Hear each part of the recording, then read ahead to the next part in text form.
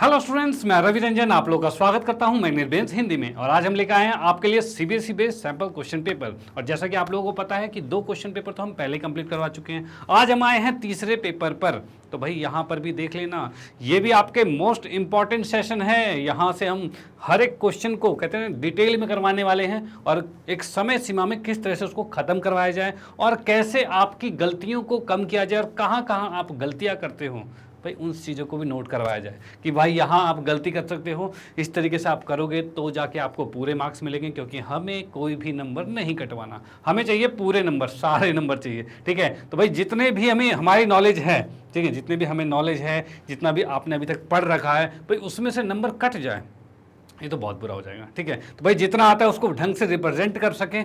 Okay, और यहाँ पर हम वही चीज़ सिखाने वाले हैं आपको कि कैसे पूरे पेपर को अटेम्प्ट किया जाए और कैसे गलतियाँ कब हों। ओके, तो सबसे पहले हम आते हैं पेपर के बारे में। सबसे पहले इंट्रोडक्शंस का देख लेते हैं। इंट्रोडक्शन हमें पता होना चाहिए कि भाई क्या होता है, क्योंकि मुझे मालूम है आप नहीं पढ़ने वाला कि पेपर में वहाँ पे जाके आप पहले पेपर को पढ़ोगे और देखोगे सारी चीज़ें क्या क्या लिखी हुई है। तो भाई पहले ही आपको थोड़ा सा रिवाइज करवा दिया है कि क्या चीज़ है। तो यहाँ पर आपके सामने कुल समय कितना है, समय 2 घंटे दिया हुआ है और मार्क्स हमारे पास 40 है। और इसमें टोटल क्वेश्चन 14 आने वाले हैं और इसको 3 सेक्शन में डिवाइड किया गया है, जो कि अ ब स 3 सेक्शन डिवाइड हुआ है वो रखा है, जिसे सेक्शन ए, सेक्शन बी और सेक्शन सी, इस तरह से 3 सेक्शन में डिवाइड कर रखा है। और इसमें जो पहला सेक्शन है, पहले सेक्शन में कुल 6 प्रश्न आने वाले हैं जो कि 2-2 मार्क्स के आने वाले हैं। और अगले 4 क्वेश्चन जो कि 7, 8, 9, 10 ये 4 क्वेश्चन हैं वो 3-3 नंबर के आने वाले हैं। उसके बाद 11, 12, 13, 14 ये 4 क्वेश्चन हैं। ये जो 4 क्वेश्चन है वो 4 अंक के आने वाले हैं। इनमें 2 क्वेश्चन तो नॉर्मल है, 2 क्वेश्चन केस स्टडी बेस्ड है। ठीक है ना, तो भाई ये हमें करना है और हमें 14 क्वेश्चन में से 14 क्वेश्चन सारे कंप्लीट करने हैं। इनमें से कोई भी क्वेश्चन नहीं छोड़ना। और इसमें से एक चीज़ ये है कि अगर कोई क्वेश्चन और वाला आता है, ठीक है, और वाला क्वेश्चन जैसे कि एक क्वेश्चन दिया उसमें और करके दूसरा क्वेश्चन या करके दूसरा क्वेश्चन दे रखा है, तो उनमें से कोई एक क्वेश्चन आप कर सकते हो। लेकिन ऐसा नहीं कि 14 में से कोई 12 कर लिए, ऐसा नहीं करना, आपको सारे क्वेश्चन करने हैं। ओके, ठीक है भाई। और उसके बाद लिखा हुआ है ऋणात्मक मूल्यांकन का प्रावधान नहीं है। इसका मतलब ये है कि भाई ऐसा नहीं है कि आपके कोई क्वेश्चन के मार्क्स कट जाएंगे अगर आपने गलत कर दिया तो। भाई ऐसा होता है ना, कई कंपटीशन में होता है कि भाई आपने कोई क्वेश्चन अटैम्प्ट किया और वो गलत हो गया तो फिर वो जो सही है उसमें से भी नंबर कट जाते हैं। लेकिन ऐसा कुछ भी नहीं, यहाँ आपको करने हैं सारे क्वेश्चन कंप्लीट। भाई आपको आता है तो बहुत अच्छी बात है, और नहीं आता तो जितना आता है उतना तक आपको अटैम्प्ट करना ही पड़ेगा। ठीक है, कि भाई कुछ तो मार्क्स मिल जाए, कुछ ना की जगह कुछ तो सही, तो ये चीज़ें होनी चाहिए। डन, चलो भाई ठीक है। उसके बाद हम आते हैं भाई, और क्या है, कैलकुलेटर का प्रयोग की अनुमति नहीं है। और ये भी लिखना चाहिए था, फर्रे फुर्रे का भी अनुमति नहीं है। तो उसके भरोसे भी बिल्कुल मत रहना, क्योंकि वो सबसे ज़्यादा टाइम वेस्ट करता है। आपको करना है पहले वो सारे क्वेश्चंस जो आपको सही से आते हैं उसको पहले पैटर्न पूरे को कंप्लीट करना, उसके बाद ही जो नहीं आता उसके बारे में सोचना। डन, चलो भाई ठीक है। आते हैं नेक्स्ट में क्वेश्चन इसके स्टार्ट करते हैं। तो इसमें हम सबसे पहले आते हैं सेक्शन नंबर ए में आते हैं, सेक्शन ए में आते हैं। और सेक्शन ए में जो पहला क्वेश्चन है वो किस तरह का है भाई, ये भी आपका एक मोस्ट इंपॉर्टेंट क्वेश्चन है। ठीक है, इसकी बात करें तो इसमें कहा द्विघातीय समीकरण को गुणनखंड विधि द्वारा हल कीजिए। अब बोलोगे सर ऐसे क्वेश्चन तो बहुत किए क्यों हैं, क्योंकि ये इंपॉर्टेंट होता है और इसमें भी ये क्वेश्चन तो सबसे ज्यादा इंपॉर्टेंट है। और इसमें क्या आपको दे रखा है भाई, x² + 2ab प्लस में a² - b², ये चीज दे रखा है। अब इसमें इसका बेसिक रूल हमने क्या पढ़ा हुआ है, तो बेसिक रूल पढ़ा हुआ है कि भाई x² के साथ जो भी होता है उसको आखिरी वाले से गुना कर देते हैं। ठीक है, और जो आता है ये किसके बराबर होगा, तो भाई इसको जोड़ने के बाद, ठीक है, इसको जोड़ने के बाद 2 आए, ठीक है, या घटाने पे 2a आए और गुना करने पर ये वाले टर्म आए जो इससे गुना हुआ। बोले सर समझ नहीं आया, कोई बात नहीं, इसको करके देखते हैं तो चीजें और समझ में आएगी। ठीक है, तो यहां मैं देखना चाहता हूं भाई, एक को जब इससे गुना करोगे तो ये आएगा a² - b², यही आएगा। ठीक है, ये डन। अब इस 2a को ऐसे तोड़ना है जिससे कि वो आए। अब बोलोगे सर स्क्वायर कैसे आएगा, कोई बात नहीं, इसको थोड़ा सा और सॉल्व कर लेते हैं। तो सॉल्व करने में क्या है, तो ये आया a - b और a + b। क्या हम ऐसा लिख सकते हैं इसी को, तो बिल्कुल लिख सकते हैं, तो फॉर्मूला होता है। ठीक है, चलो भाई। अब इसमें कहा गया इन दोनों को, जो 2 अलग अलग हैं, इन्हीं को जोड़ के देख लें कि क्या पता 2 आ रहा हो। ठीक है, तो यहाँ देखते हैं भाई a - b प्लस में a प्लस में b। भाई दोनों को अगर मैंने जोड़ा तो हमने देखा b से b कट गया और ये 2a आ रहा है। अरे वाह, यानी कि हमें वो 2 चीजें मिल गई है जिनको जोड़ने पर तो 2a आ रहा है और गुना करने पर a² - b आ रहा है। बिल्कुल ठीक है भाई, इन दोनों को जोड़ने पर तो 2a आ रहा है और गुना करने पर ये आ रहा है, तो भाई बिल्कुल बेस्ट मिल चुका है और यही चीज हमें देखनी है। तो अब देखते हैं क्या होगा। यहां देखते हैं एक्स स्क्वायर और 2a, इसकी जगह हम लिख सकते हैं क्या, a minus B X plus में a प्लस बी एक्स, और साथ में इसको मिटा देते हैं, और साथ में जो हमारे पास था क्या, a square minus B square था, उसकी जगह हम पूरा ही लिख लेते हैं, कैसे, a माइनस बी और a प्लस बी लिख लेते हैं। ठीक है भाई, ये चीज़ आ चुका है। अब इसमें क्या प्रोसेस होता था, इसमें से कुछ कॉमन आता था, इसमें से कुछ कॉमन आता था, तो भाई ले लेते हैं। तो इसमें से जब मैंने कॉमन लिया तो कॉमन लेके x आ रहा है और ये आ रहा है x प्लस में a माइनस बी आ रहा है। ठीक है, ये आ रहा है। इसकी बात करें तो इसमें से कॉमन क्या आ रहा है, तो भाई a प्लस बी कॉमन आ रहा है, तो इसमें भी हमने a प्लस बी कॉमन ले लिया। ठीक है, a प्लस बी जब हमने कॉमन लिया तो क्या बचा, यहाँ पर x बचा और यहाँ बच रहा है a माइनस बी बच रहा है। ठीक है भाई, अब हम देख पा रहे हैं कॉमन लेने के बाद जो ये टर्म्स यहाँ पर आती है ये क्या बराबर है, तो भाई बिल्कुल बराबर है, एक्स प्लस ए माइनस बी, एक्स प्लस ए माइनस बी, और ये हमेशा बराबर होता है। अगर नहीं बराबर है ना, मतलब आप कहीं कुछ गलती कर रहे हो, लेकिन यहाँ बराबर आ गया तो बहुत अच्छी बात है। अब ये दोनों चीज़ जो है इनको कॉमन लेके एक साथ लिखा जा सकता है, तो बिल्कुल लिखा जा सकता है। तो एक्स प्लस में ए माइनस बी ये लिखा है, इसको कॉमन ले लिया, और यहाँ क्या बचा, एक्स प्लस में ए प्लस बी बचा है, और इसके बराबर 0 आ गया।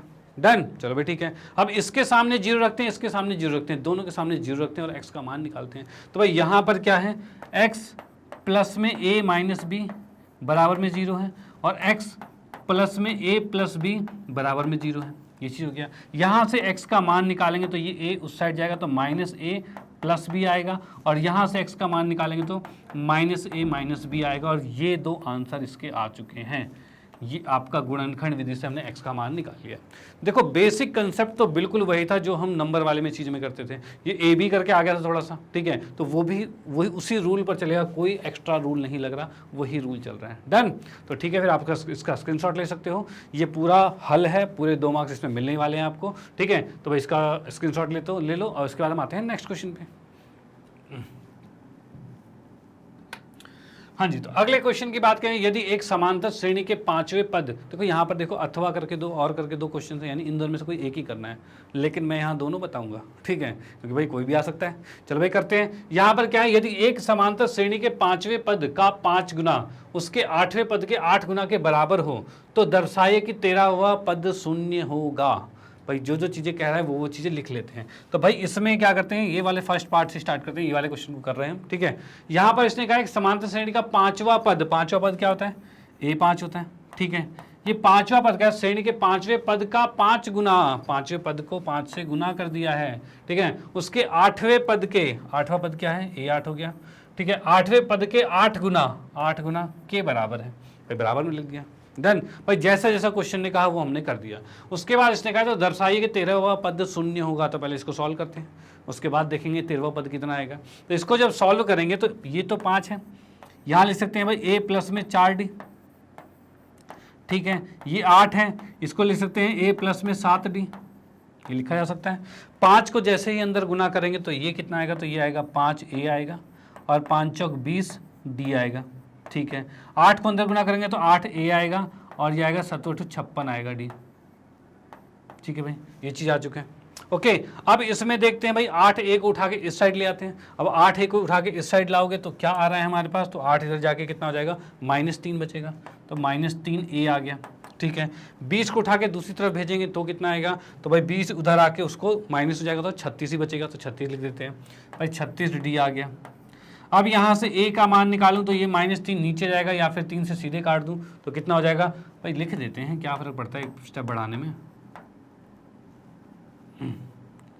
-3d आ गया। अब ये 3 से काटा, ये 12 आ गया, यानी हम कह सकते हैं a बराबर में -12d आ चुका है। ये आ गया हमने भाई, जो ये कंसेप्ट दिया था उसके अनुसार तो ये आ गया। अब फाइनली हमें क्या निकालना है, फाइनली हमें निकालना है a13, क्योंकि इसने कहा था 13वां पद, 13वें पद को शून्य निकालना था, तो हम 13वां पद निकालते हैं, शून्य तो अपने आप आएगा।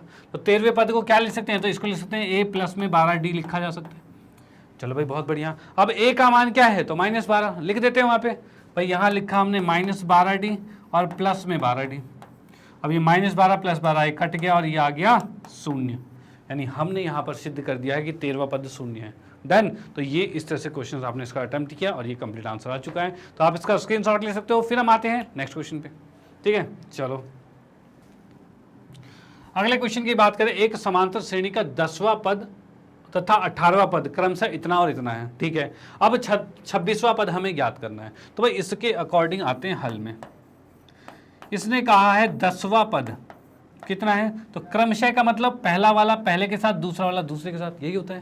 भाई 10वां पद कितना है, 41 है, तो मैंने 10वें पद को लिखा 41, ठीक है। उसके बाद क्या है, 18वां पद कितना है, ये 73 है, चलो भाई बहुत बढ़िया। उसके बाद 26वां पद हमें ज्ञात करना है। ये दो चीज़ हो, तीन चीज़ हमारे पास है जो क्वेश्चन के अनुसार हमें मिली है। अब इसमें हम देखेंगे 10वें पद की बात करें तो 10वां पद क्या होता है, तो ये होता है a प्लस में 9d होता है, और ये दे रखा 41, भाई बहुत बढ़िया। उसके बाद a 18 की बात करें तो ये कितना होता है, तो a प्लस में 17d होता है, और ये आ जाएगा कितना, 73 आ जाएगा। चलो जी, ये भी बहुत बढ़िया, ठीक है। अब इन दो समीकरणों को हल करेंगे, और हल कैसे करते हैं, तो यहाँ पर इस तरह से लाइन खींची, a से a कट गया, 9 में से 17 गया, कितना बचेगा, तो 9 में से 17 जाएगा तो -8d बचेगा, ठीक है भाई। अब 41 में से 73 गया तो 4 3 7 32 बचेगा, ये तो ये -32 हो गया। अब d का मान यहाँ से कितना आ रहा है, तो इस -8 को नीचे भेज देंगे तो -32 बटे में -8, माइनस से माइनस कट गया, 8 चौक 32 आ गया, और d का मान आ गया 4। भाई d का मान तो 4 आ चुका है, डन। भाई d का मान 4 आ गया, तो इससे हम a निकालेंगे, क्योंकि हमें क्या निकालना है, 26वां पद। देखो 26वां पद हमें निकालना है, इसके लिए हमें जरूरत पड़ेगी a प्लस 25d की, यानी a और d का मान होगा तभी तो निकलेगा, तो भाई d तो निकल चुका है, डन। देखो हमें ये पता होना चाहिए, हमें हमारा गोल पता होना चाहिए कि हमें क्या निकालना है। तो यहाँ पर हमें पता है 26वां पद निकालना है, उसमें चाहिए a और d हमारा निकल चुका है, a भी निकाल लेंगे, कोई दिक्कत नहीं है। अब d का मान 4 है, उसको उठा के हम समीकरण किसी में भी रख देते हैं, जैसे कि समीकरण 1 है, ये समीकरण 2 है। अब इसमें लिखेंगे क्या, भाई समीकरण 1 में d का मान रखने पर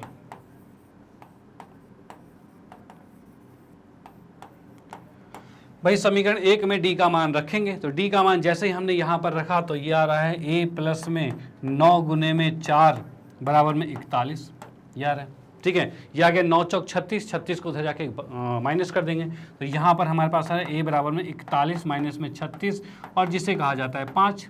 भाई a का मान 5 आ चुका है, हमें निकालना है क्या, 26, a 26 निकालना है, तो हम यहाँ से फाइनली लिख लेते हैं a 26 कितना होगा, तो ये होगा a प्लस 25d, और जिसे हम कह सकते हैं a कितना है 5 और 25d कितना है 4, और 25 चौके कितना होता है 100, और 100 और 5 105 हो जाएगा, तो हम इसको लिख सकते हैं, ये आ रहा है 105, और ये हमारा a 26 का आंसर आ चुका है 105, और यही आंसर है, ठीक है। a 26 का यही आंसर है। भाई यहाँ पर हमने देखा a का मान 5, क्योंकि a का मान 5 लिखा था, d का मान हमने 4 रखा, 4 रख दिया, और a 26 होता है a प्लस 25d। इसको जैसे ही गुना किया, 25 चौके 100 और 5 105, यही आंसर है, कोई दिक्कत वाली बात नहीं है। तो यहाँ पर आप इसको नोट कर सकते हो, ये प्रॉपर आंसर निकल चुका है इसका, और ये यहाँ पर आप पूरे 2 नंबर प्राप्त कर चुके हो, डन। चलो आते हैं नेक्स्ट क्वेश्चन पे, ठीक है। ओके, तो नेक्स्ट क्वेश्चन की बात करते हैं। तो यहाँ हमें दे रखा है भाई एक 15 सेंटीमीटर त्रिज्या वाले वृत्त की जीवा ए बी है। चलो भाई एक वृत्त है, उसकी त्रिज्या हमें दे रखी है 15 सेंटीमीटर, और उसमें जीवा है ए बी। चलो भाई ठीक है, मान लिया। अब इसने कहा है वृत्त के केंद्र पर 60 डिग्री का कोण बनाती है, ठीक है। अब वो जीवा जो है ना वृत्त के केंद्र पर 60 डिग्री का कोण बनाती है, और कैसे बनाती है देखते हैं कैसे बनाती है। तो यहाँ हम देख पा रहे हैं भाई एक वृत्त बनाया, अरे यहाँ हम बनाते हैं एक वृत्त, ये वृत्त बना दिया। इसमें एक जीवा मैंने बनाई जिसका नाम दे दिया भाई ए और बी, और एक केंद्र है इसका, भाई केंद्र तो एक ही होता है। अब इसको हमने यहाँ पर मिला दिया, और ये कोण बना रहा है 60 डिग्री का, ठीक है। ये 60 डिग्री का कोण बन रहा है, डन। चलो भाई ठीक है। अब ये आ गया ओ, यहाँ पर दे रखा है भाई एक 15 सेंटीमीटर त्रिज्या वाला, यानी इसकी त्रिज्या कितनी है 15 है, ठीक है। इसका जीवा कितना है ए बी, कोण कितना है 60, इतनी बात हो गई, डन। उसके बाद कहा है तो लघु वृत्तखंड का क्षेत्रफल ज्ञात करना है, यानी क्या है भाई लघु वृत्तखंड ये होता है, तो भाई इसका क्षेत्रफल हमें ज्ञात करना है। ओके, चलो भाई आते हैं इसके हल पे, किस तरीके से ये सॉल्व होगा। तो यहाँ पर सबसे पहले हम देखते हैं भाई वृत्त की त्रिज्या क्या है, वो लिख लेते हैं भाई, जो जो चीज़ें मटेरियल पहले लिखना होता है, जो दिया होता है वो पहले लिख लेते हैं, उसके बाद सॉल्व करेंगे। ओके, तो यहाँ पर क्या चीज़ है भाई, वृत्त की त्रिज्या भाई वृत्त की जो त्रिज्या है वो कितनी होगी, तो इसको हम कह सकते हैं भाई आर नाम से है, और ये दे रखा है 15 सेंटीमीटर। चलो भाई बहुत बढ़िया, ठीक है। उसके बाद क्या है, केंद्र पर कोण जो है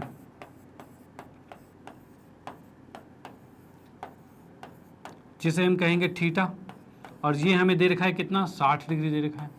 बहुत बढ़िया। अब एक चीज याद रखना, जैसे ही सेंटर पर ये 60 डिग्री होगा वैसे ही ये त्रिभुज क्या बन जाता है, समबाहु त्रिभुज बन जाता है। क्यों? क्योंकि ये 60 का है और ये भी 60 का होगा, ये भी 60 का होगा, और ये दोनों 60 के इसलिए होंगे क्योंकि त्रिज्या बराबर है तो दोनों कोण बराबर होंगे। और एक 60 का है तो बचा 120, और 120 का आधा आधा करोगे तो कितना होगा, 60 ही तो होगा। तो ये भी 60 का और ये भी 60 का, तो इतना आपको नहीं घूमना। ये मैंने रीजन तो बता दिया मैंने, लेकिन इतना नहीं घूमना। आपको एक चीज याद रखनी है कि भाई सेंटर पे अगर 60 डिग्री का कोण है तो ये त्रिभुज जो बनेगा वो समबाहु ही बनेगा। ओके चलो भाई, तो यहां पर हम कह सकते हैं तब त्रिभुज ए ओ बी समबाहु त्रिभुज है, समबाहु त्रिभुज है। ठीक है भाई, ये बात तो डन हो गई। उसके बाद हमें निकालना है वृत्तखंड का क्षेत्रफल, तो भाई लिखते हैं भाई वृत्तखंड जो है, लघु वृत्तखंड,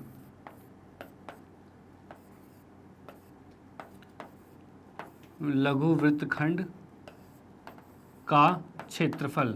और ये कैसे निकलता है ये आपको पता होना चाहिए। भाई कैसे निकलता है, तो इसको निकालने के लिए हम त्रिज्यखंड लेते हैं। पूरे त्रिज्यखंड में से अगर त्रिभुज को घटा दिया जाए तो अपने आप आएगा वृत्तखंड। करते हैं भाई, तो यहां पर हम देख सकते हैं भाई लघु त्रिज्यखंड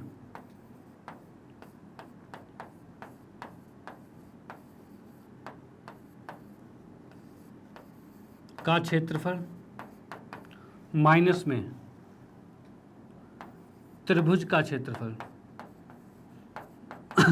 भाई लघु त्रिज्यखंड, ये जो त्रिज्यखंड हमारे पास है पूरा ये त्रिज्यखंड है, उसमें से अगर त्रिभुज को घटा दे तभी तो वृत्तखंड का आएगा। यही तो फॉर्मूला था।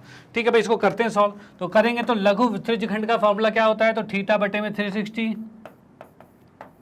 और पाई आर स्क्वायर और माइनस में त्रिभुज का क्षेत्रफल। तो याद रखना समबाहु त्रिभुज का क्षेत्रफल क्या होता है, तो भाई इसका होता है √3/4 और ए स्क्वायर। ए क्या होती है, भुजा होती है। भुजा क्या है इसकी, 15 है ना, इस त्रिभुज की भुजा 15 ही तो है। अब ये समबाहु का मतलब सारी भुजाएं बराबर होगी, ये 15 का, ये भी 15 का, ये भी 15 का, तो इसकी भुजा 15 हमने लिख दिया। या फिर इसको तो आर ही लिख देते हैं, फिलहाल तो फॉर्मूला लिख रहे हैं तो आर ही लिख देते हैं।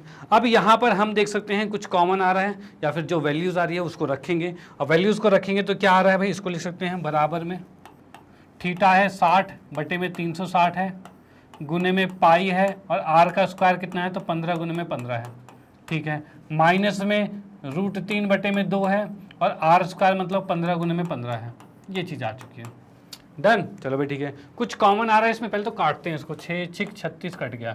कुछ कॉमन आ रहा है तो 15 का वर्ग तो कॉमन आ रहा है, तो भाई 15 का वर्ग कॉमन ले लेते हैं। 15 का वर्ग कितना होता है, तो 225 होता है, ये कॉमन ले लिया। बच गया पाई बटे में 6, बच गया माइनस √3/2, ये चीज़ आ गया। डन। चलो भाई ठीक है। अब यहाँ पर पाई का कुछ मान कहा है इसने, तो पाई का मान 3.14 रखना है और रूट का मान 1.73 रखना है। तो भाई ये चीज़ रख लेते हैं।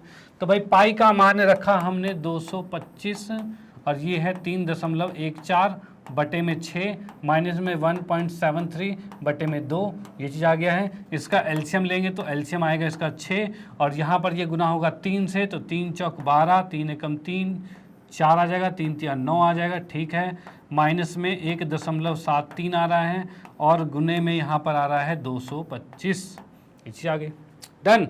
अब यहाँ पर इसको माइनस करते हैं तो ये हमारे पास क्या है, 9.42 में से 1.73 माइनस करेंगे तो 2 में से 3 गया, तो कितना बचा भाई, 12 में से 3 गया तो 9 बचेगा, 3 बचा, इसमें से 13 गया, 13 में से 7 गया तो 6 बचा, अब 8 में से 1 गया तो 7 बचा, मतलब 7.69 बच रहा है। अब यहाँ पर हम कह सकते हैं 225। अब देखो 225 भी कट रहा है ना यहाँ से, इसको भी काट देते हैं। 3 दूनी 6 और 3 से कटेगा 3 5 15, 45 पे कट जाएगा। ठीक है, ये कट रहा है यहाँ पे। अब यहाँ पर हम देख पा रहे हैं 45 गुने में 7.69 और बटे में 2 है, और इसको अगर हम गुना करते हैं तो क्या आएगा भाई, कर लेते हैं ना गुना। तो 5 निम 45 का 5 हासिल 4, 6 पंचे 30, 4 34 हासिल 3, 7 पंचे 35, 36 37 38, ये आ गया। ठीक है भाई। उसके बाद क्या है, 9 चौक 36 का 6 हासिल 3, 6 चौक 24, 25 26 27 का 7 हासिल 2, और 7 चौक 28, 29, 30, ये आ रहा है। हम देख सकते हैं भाई 5, 6 4 10 का 0 हासिल 1, 8 8 16 का 6 हासिल 1, 4 और 3, और यहाँ 2 के बाद पॉइंट है तो ये आ गया। ठीक है, मतलब कितना आ रहा है 346.05, ये चीज़ आ रहा है। तो हम इसको लिख सकते हैं क्या 346.05 और बटे में 2 है, और 2 से अगर मैं इसको भाग करता हूँ तो कितना आ रहा है 173.025, ये आ रहा है। ठीक है, और ये सेंटीमीटर, देखो क्षेत्रफल है तो ये सेंटीमीटर स्क्वायर में ही आएगा, और यही इसका आंसर आ चुका है, और इसकी चीज़ की ज़रूरत नहीं है हमें, और ये आंसर आ चुका है। तो आप इसको नोट कर सकते हो यहाँ पे, और इसको भी नोट कर सकते हो। बाकी इसके बाद हम आते हैं नेक्स्ट क्वेश्चन पे। ओके, चलो भाई ठीक है। अब बोलोगे सर 2 नंबर के क्वेश्चन में इतना बड़ा क्वेश्चन कैसे आ गया?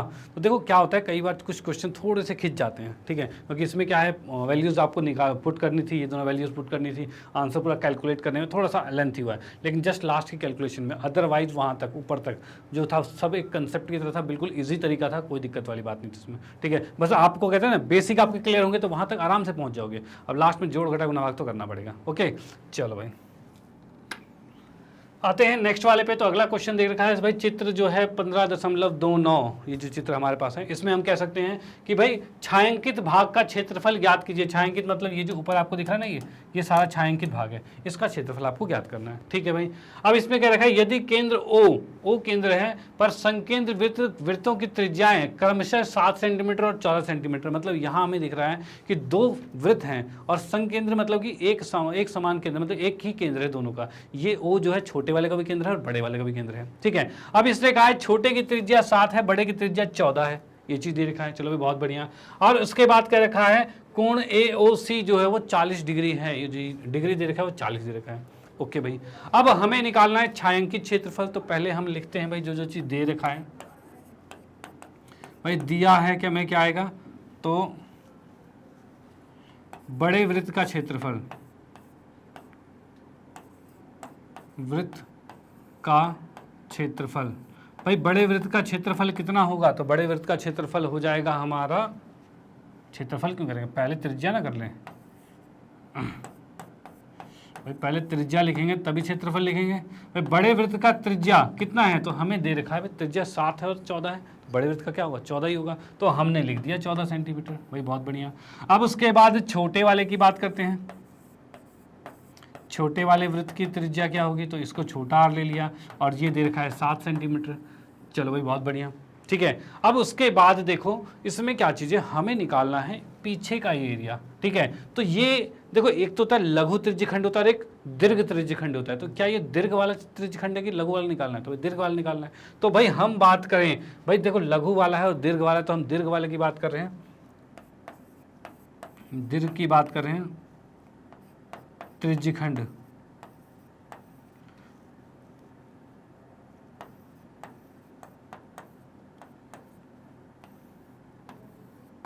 का क्षेत्रफल। भाई दीर्घ त्रिज्यखंड का क्षेत्रफल जो होगा वो क्या होगा, तो भाई उसकी बात करें तो क्षेत्रफल का फॉर्मूला तो पूरा ही जाएगा, क्या जाएगा हमारे पास, θ/360 पाई r स्क्वायर, यही फार्मूला होता है। ठीक है, लेकिन अब थीटा बदल गया है, तो पहले हम थीटा को देख लेते हैं। तो भाई दीर्घ त्रिज्यखंड का कोण पहले लिखते हैं, कोण लिखेंगे तभी आएगा का कोण। भाई कोण कितना आ रहा है, तो हम देख पा रहे हैं भाई ये 40 का है, तो पीछे वाला कोण कितने का होगा, ये कितने का होगा, तो भाई ये 360 पे से घटेगा, तो हम कह सकते हैं 360 में से 40 गया, यानी हम कह सकते हैं 320 डिग्री आ चुका है। ठीक है, ये चीज़ आ चुका है, डन। अब यहाँ पर हम कहेंगे भाई दीर्घ त्रिज्यखंड का फॉर्मूला, दीर्घ त्रिज्यखंड का क्षेत्रफल, क्षेत्रफल की बात करें, जैसे कि ये हमारा थीटा निकल रहा था, तो उसके अकॉर्डिंग कहा जाए तो θ/360 होता है, मतलब 320 बटे में, पहले फॉर्मूला लिख लेते हैं, θ/में 360 और पाई r स्क्वायर होगा, ये चीज़ होगा। ओके, ये तो क्या है, अगर आप ऐसे निकालते हो, ये बड़े r के साथ निकालते हो, ठीक है, इसका मतलब क्या हो रहा है, बड़े वाले त्रिज्या से पूरा आप निकाल दोगे, मतलब ये पूरा निकाल दोगे। लेकिन क्या हमें पूरा निकालना है, तो पूरा नहीं निकालना हमें बस बीच के रिंग टाइप का निकालना है, यानी हमें निकालना है कौन सा वाला, हमें निकालना है ये वाला, बस ये इतना निकालना है। ठीक है, ये इतना निकालना है। अब ये इतना कैसे निकलेगा, अगर मैं पूरे में से बीच वाले को घटा दूं, भाई पूरे में से बीच वाले को घटा दिया जाए तभी तो साइड वाला निकलेगा, तभी निकलेगा साइड वाला। भाई पूरे में से बीच वाले को घटा रहे हैं तो वही करना है। तो भाई इसने तो बताया पूरे का क्षेत्रफल, उसमें से बीच वाले को घटाना है। बीच वाले को कैसे घटाएंगे, तो थीटा तो सेम रहेगा। भाई बीच वाला क्या है, भाई सेंटर वाले को मैं इस तरह से लिख रहा हूँ, बीच वाला क्या है भाई थीटा तो वही रहेगा, तो थीटा सेम रहेगा और बटे 360 होगा। और यहाँ पाई आर स्क्वायर रहेगा। ये छोटे वाला है और ये बड़े वाला है, बड़े में से छोटे को घटाओगे, बड़े में से छोटे को घटाओगे तभी ये छायांकित क्षेत्रफल आएगा। ओके, तो भाई इसको करते हैं सॉल्व। तो कैसे सॉल्व होगा, यहाँ पे हम आते हैं सेकंड पे। तो यहाँ पर बात करें, जो क्षेत्रफल हमारा निकला था, ठीक है, जिसे हम कह सकते हैं छायांकित क्षेत्रफल, छायांकित क्षेत्रफल जो है, और ये कितना आ रहा है हमारे पास छायांकित क्षेत्रफल, हम कह सकते हैं कहाँ आ गया, हाँ ठीक है, इसको हम बस वैल्यूज़ पुट करेंगे और आंसर निकलेगा। भाई वैल्यूज़ में हम कुछ कॉमन ले पा रहे हैं क्या यहाँ पे, तो भाई थीटा बटे 360 और पाई ये कॉमन आ रहा है, तो हम लिख सकते हैं भाई क्या, थीटा बटे में 360 गुने में पाई, ये हमने कॉमन ले लिया और बच गया है आर का वर्ग माइनस में आर का वर्ग, ये आ रहा है। ठीक है, अब थीटा का मान कहें तो थीटा का मान क्या है, तो थीटा का मान है कितना डिग्री दे रखा था, 320 डिग्री था हमारे पास, तो भाई 320 ही लिखेंगे हम, बटे में 360 है, गुने में पाई की जगह कोई मान बोला है इसने, तो भाई कोई मान तो बोला नहीं है, तो हम फिलहाल तो पाई रहने देते हैं, बाद में ज़रूरत के अनुसार चेंज करेंगे उसको। इसके आर की बात करें तो आर कितना है हमारे पास, तो बड़ा आर 14 है और छोटा आर 7 है। ठीक है, इसमें हम काट सकते हैं, तो 0 से 0 कट गया, 4 अट्ठे 32 और 4 निम 36, यानी 8 बटे में 9 आ गया। और पाई है, इसको मैं 22 बटे 7 लिख सकता हूँ। और ये 14 का वर्ग कितना होता है, तो 196, या फिर ऐसा कर सकते हैं a square minus B square, क्या होता है a प्लस बी और a माइनस बी, तो भाई 14 प्लस 7 कितना होगा, तो 21 होगा, और 14 माइनस 7 कितना होगा, 7 होगा, भाई यही आएगा, ऐसे ही होगा। ठीक है, अब यहाँ से देख सकते हैं 7 से 7 कट गया, 3 तिया 9, 3 सत्ते 21, ये कट चुका है। अब हम देख पा रहे हैं 8 सत्तू 56 गुने में 22 बटे में 3 आ रखा है। ठीक है, अब ये 56 दूनी कितना होता है, 56 दूनी 108 का 8 हासिल, 108 नहीं 112 होता है, 56 दूनी 112, 56 दूनी 112 का 2 हासिल 11, और 56 दूनी 112, 12 और 11 कितना होगा, 100 500 200, 56 दूनी 12, 56 दूनी 112 और 123 हो रहा है। ठीक है, ये आ रहा है हमारे पास। ठीक है, 56 दूनी 12 में 11 जोड़ा 123 आएगा। ठीक है, और बटे में कितना आ रहा है, बटे में 3 आ रहा है, ये चीज़ आ गया हमारे पास। इसको भी अगर मैं भाग करता हूँ तो कितने पे हो रहा है, तो भाई 3 चौक 12 आ रहा है। ठीक है, 3 एकम 3 आ रहा है और 0 आ रहा है, 0.66 आ रहा है, ये चीज़ आ रही है हमारे पास। ठीक है, इसको जब भाग करोगे तो ये आंसर आएगा। और इसको हम यहाँ पर देख सकते हैं भाई कितना आ रहा है, ये हमारे पास निकालना था छायांकित क्षेत्रफल, और ये आ गया हमारा सेंटीमीटर वर्ग में। ठीक है भाई, ओके, तो हमने यहाँ पर इसको सॉल्व किया और लास्ट में हमारे पास छायांकित क्षेत्रफल निकल चुका है, जो कि 410.66 सेंटीमीटर स्क्वायर है। डन, चलो भाई ठीक है, अब इसको इरेज करते हैं और आते हैं नेक्स्ट क्वेश्चन पे। ठीक है भाई, आप इसका स्क्रीनशॉट ले लीजिए और इसका भी स्क्रीनशॉट ले लीजिए। ठीक है,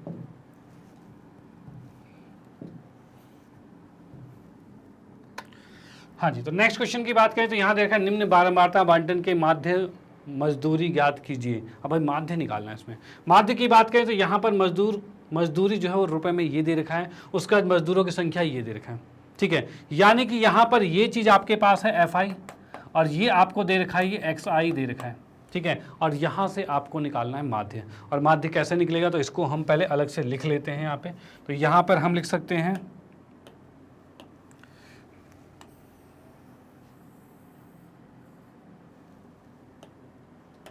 ये सुंदर सा टेबल बना लेंगे पहले हम, उसके बाद ही सॉल्व करेंगे।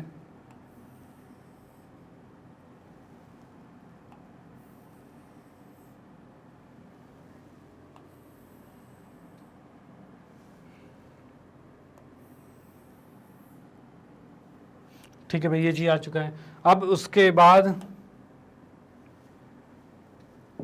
हमें क्या दिया हुआ था भाई, मजदूरी है मतलब XI है और ये FI है, यानी हमने लिखा है यहाँ पर XI और ये लिखा FI, और इसमें XI में कितना है 800, 820, 860, 900, ये दे रखा है हमें, ये 800 है, ये 820 है, 860 है, और क्या है 900, 920,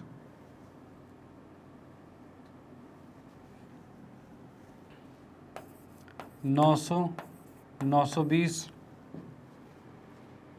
980 और 1000, 980 और 1000, ये चीज़ आ रखा है हमारे पास। एफआई की बात करें तो यहाँ हमारे पास कितने हैं, 7, 14, 19, 25, 7, 14, 19, 25 और उसके बाद नेक्स्ट क्या है, 20, 10, 5, चलो ये भी लिख दिया हमने, 20, 10 और 5।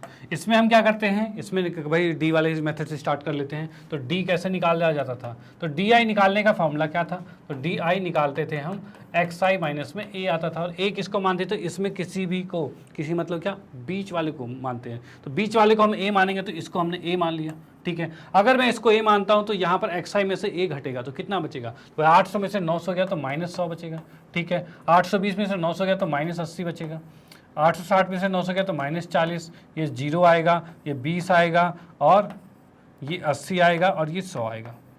भाई ये चीज़ आ गई है, ठीक है। उसके बाद नेक्स्ट करना होता है हमें एफ आई और डी आई करना होता है। भाई एफ आई को डी आई से 7 को इससे गुना करेंगे तो -700 आएगा, ठीक है।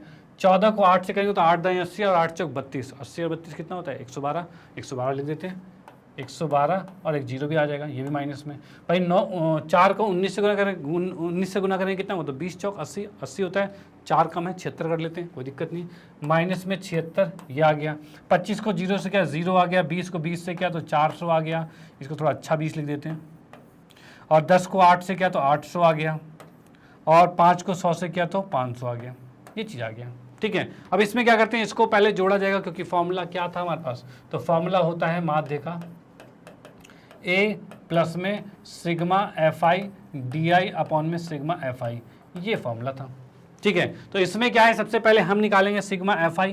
भाई सिग्मा एफ आई कितना है, तो एफ आई की बात करें तो ये हमारे पास आ रहा है 5, 5, 10, 10 और 9 19, 19, 4, 23 और 23, 7, 23 और 7, 30, 30 का 0 हासिल 3, 3 के बाद एक 4, 5, 6, 7, 8, 9, 10, भाई 100 आ रहा है।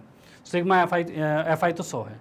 इसको जोड़ते हैं भाई एफ आई डी आई कितना है, तो यहाँ पर हम देख पा रहे हैं भाई 7, 7, 14, इसमें ऐसे जोड़ लेता हूँ मैं भाई, 0 का 0 हो जाएगा और 6, 6, 12, 13, 14, 15 का 5 हासिल 1, अरे नहीं 6, 6, 2, 8, 8 ही तो आ रहे हैं, 6, 2, 8 है और ये 0 आएगा, ठीक है। और ये है 7, 7, 14, 15 का 5 हासिल 1 और ये 2 आ रहा है, मतलब माइनस में 2, 5, 8, 0 ये आ रहा है इनका जोड़, ठीक है। चलो भाई अब उसके बाद हम बात करते हैं यहाँ पर, तो यहाँ कितना आ रहा है 8 और 9, 8, 5, 5 और 4, 9, 9, 9, 16, 9, 9, 18, 1700 आ रहा है, तो हम लिख सकते हैं भाई 1700 आ रहा है, ठीक है। इसको जब घटाया तो कितना आ रहा है, तो भाई 0 आ रहा है, 8 आ रहा है और ये 15 में से 7 गया तो 8 आ रहा है और ये 0 आ गया, मतलब 880 आ रहा है, वो भी माइनस का, ठीक है। यानी हम देख पा रहे हैं यहाँ पर माइनस में 880 आ गया, वो भी क्या है ये सिग्मा एफ आई और डी आई, इसको नीचे लिख देता हूँ, थोड़ी जगह नहीं दिख रही, सिग्मा एफ आई और डी आई है, ठीक है। ये आ गया माइनस में 880, ठीक है भाई, ये चीज़ आ गई भाई, माइनस में 880 आ चुका है, डन। चलो भाई ठीक है, इसको उठाकर हम सीधे फॉर्मूले में रखेंगे और फिर आंसर निकालेंगे, क्योंकि अब सारी चीज़ें पता है, ए पता है, सिग्मा एफ आई पता है, sigma F I D I पता है। इसको यहाँ पर जैसे ही हमने रखा, ये एक्स है, इसको यहाँ पर रखा तो ए का मान है 900, तो लिख दिया भाई 900, प्लस में sigma F I D I कितना है, तो ये माइनस में है 880, ठीक है। और सिग्मा एफ आई की बात करें तो एफ आई कितना है, तो 100 है, तो इसको 100 लिख सकते हैं, ठीक है भाई, ये चीज़ आ गया हमारे पास, ओके। अब इसको हम भाग करते हैं, तो भाग करेंगे तो 0 से 0 कट गया और ये जाएगा तो ये पॉइंट आ जाएगा, मतलब 900 में से घटाया गया 8.8 को घटाया जा रहा है, ठीक है। तो ये कितना आ रहा है, तो ये आ रहा है भाई 891.2, ये आ रहा है हमारे पास माध्य, ठीक है। माध्य कितना आ रहा है 891.2, डन। तो ये इसका माध्य आ चुका है, तो आप इसका स्क्रीनशॉट ले सकते हैं और फिर हम आते हैं नेक्स्ट क्वेश्चन पे, ओके। चलो भाई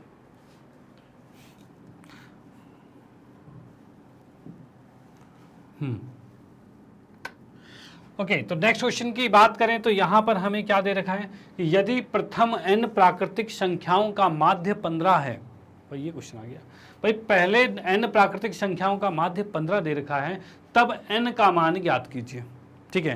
भाई n प्राकृतिक संख्या पहले कौन कौन से होते हैं, भाई पहले n प्राकृतिक संख्या का मतलब क्या हो गया, तो भाई 1 हो गया, 2 हो गया, प्लस में 3 हो गया और ये बढ़ते हुए जा रहा है, ठीक है, इस तरह से जाते जा रहा है। और ये बढ़ते बढ़ते भाई पहले n प्राकृतिक संख्या, मुझे नहीं मालूम कहाँ तक है, ये n तक जा रखा है। ठीक है, इनका माध्य जो दे रखा है वो 15 दे रखा है। और माध्य क्या होता है, तो माध्य होता है सभी नंबर को जोड़ा जाए। ठीक है, ये पहले n प्राकृतिक संख्या में मैं ऐसे ना लिख के इसको कॉमा में लिख देता हूँ इस तरह से। ठीक है, यहाँ तक जा रखा है। तो माध्य का मतलब होता है पहले सारी संख्या को जोड़ो, ठीक है, और जितनी भी संख्या उससे भाग कर दो, इसी से माध्य निकलता है। भाई यही पढ़ा हुआ है हमने, बिल्कुल बेसिक वाला यही पढ़ रखा है, तो यहीं से इसका आंसर आने वाला है। ठीक है भाई, यहाँ पर माध्य की बात करें तो माध्य हमें दे रखा है कितना, 15। चलो भाई ठीक है, n को अगर जोड़ते हैं तो कैसे जोड़ते हैं, तो इसमें आपने AP में पढ़ा हुआ है भाई, n संख्याओं को जोड़ेंगे तो कैसे जोड़ेंगे। तो भाई इसमें n पद है, तो भाई सम का फार्मूला क्या होता है, SN का फार्मूला क्या होता है भाई, n बटे में 2। ठीक है, 2a प्लस में n माइनस 1 गुने में d। भाई यही होता है n पदों का योग, ऐसे ही निकालते हैं।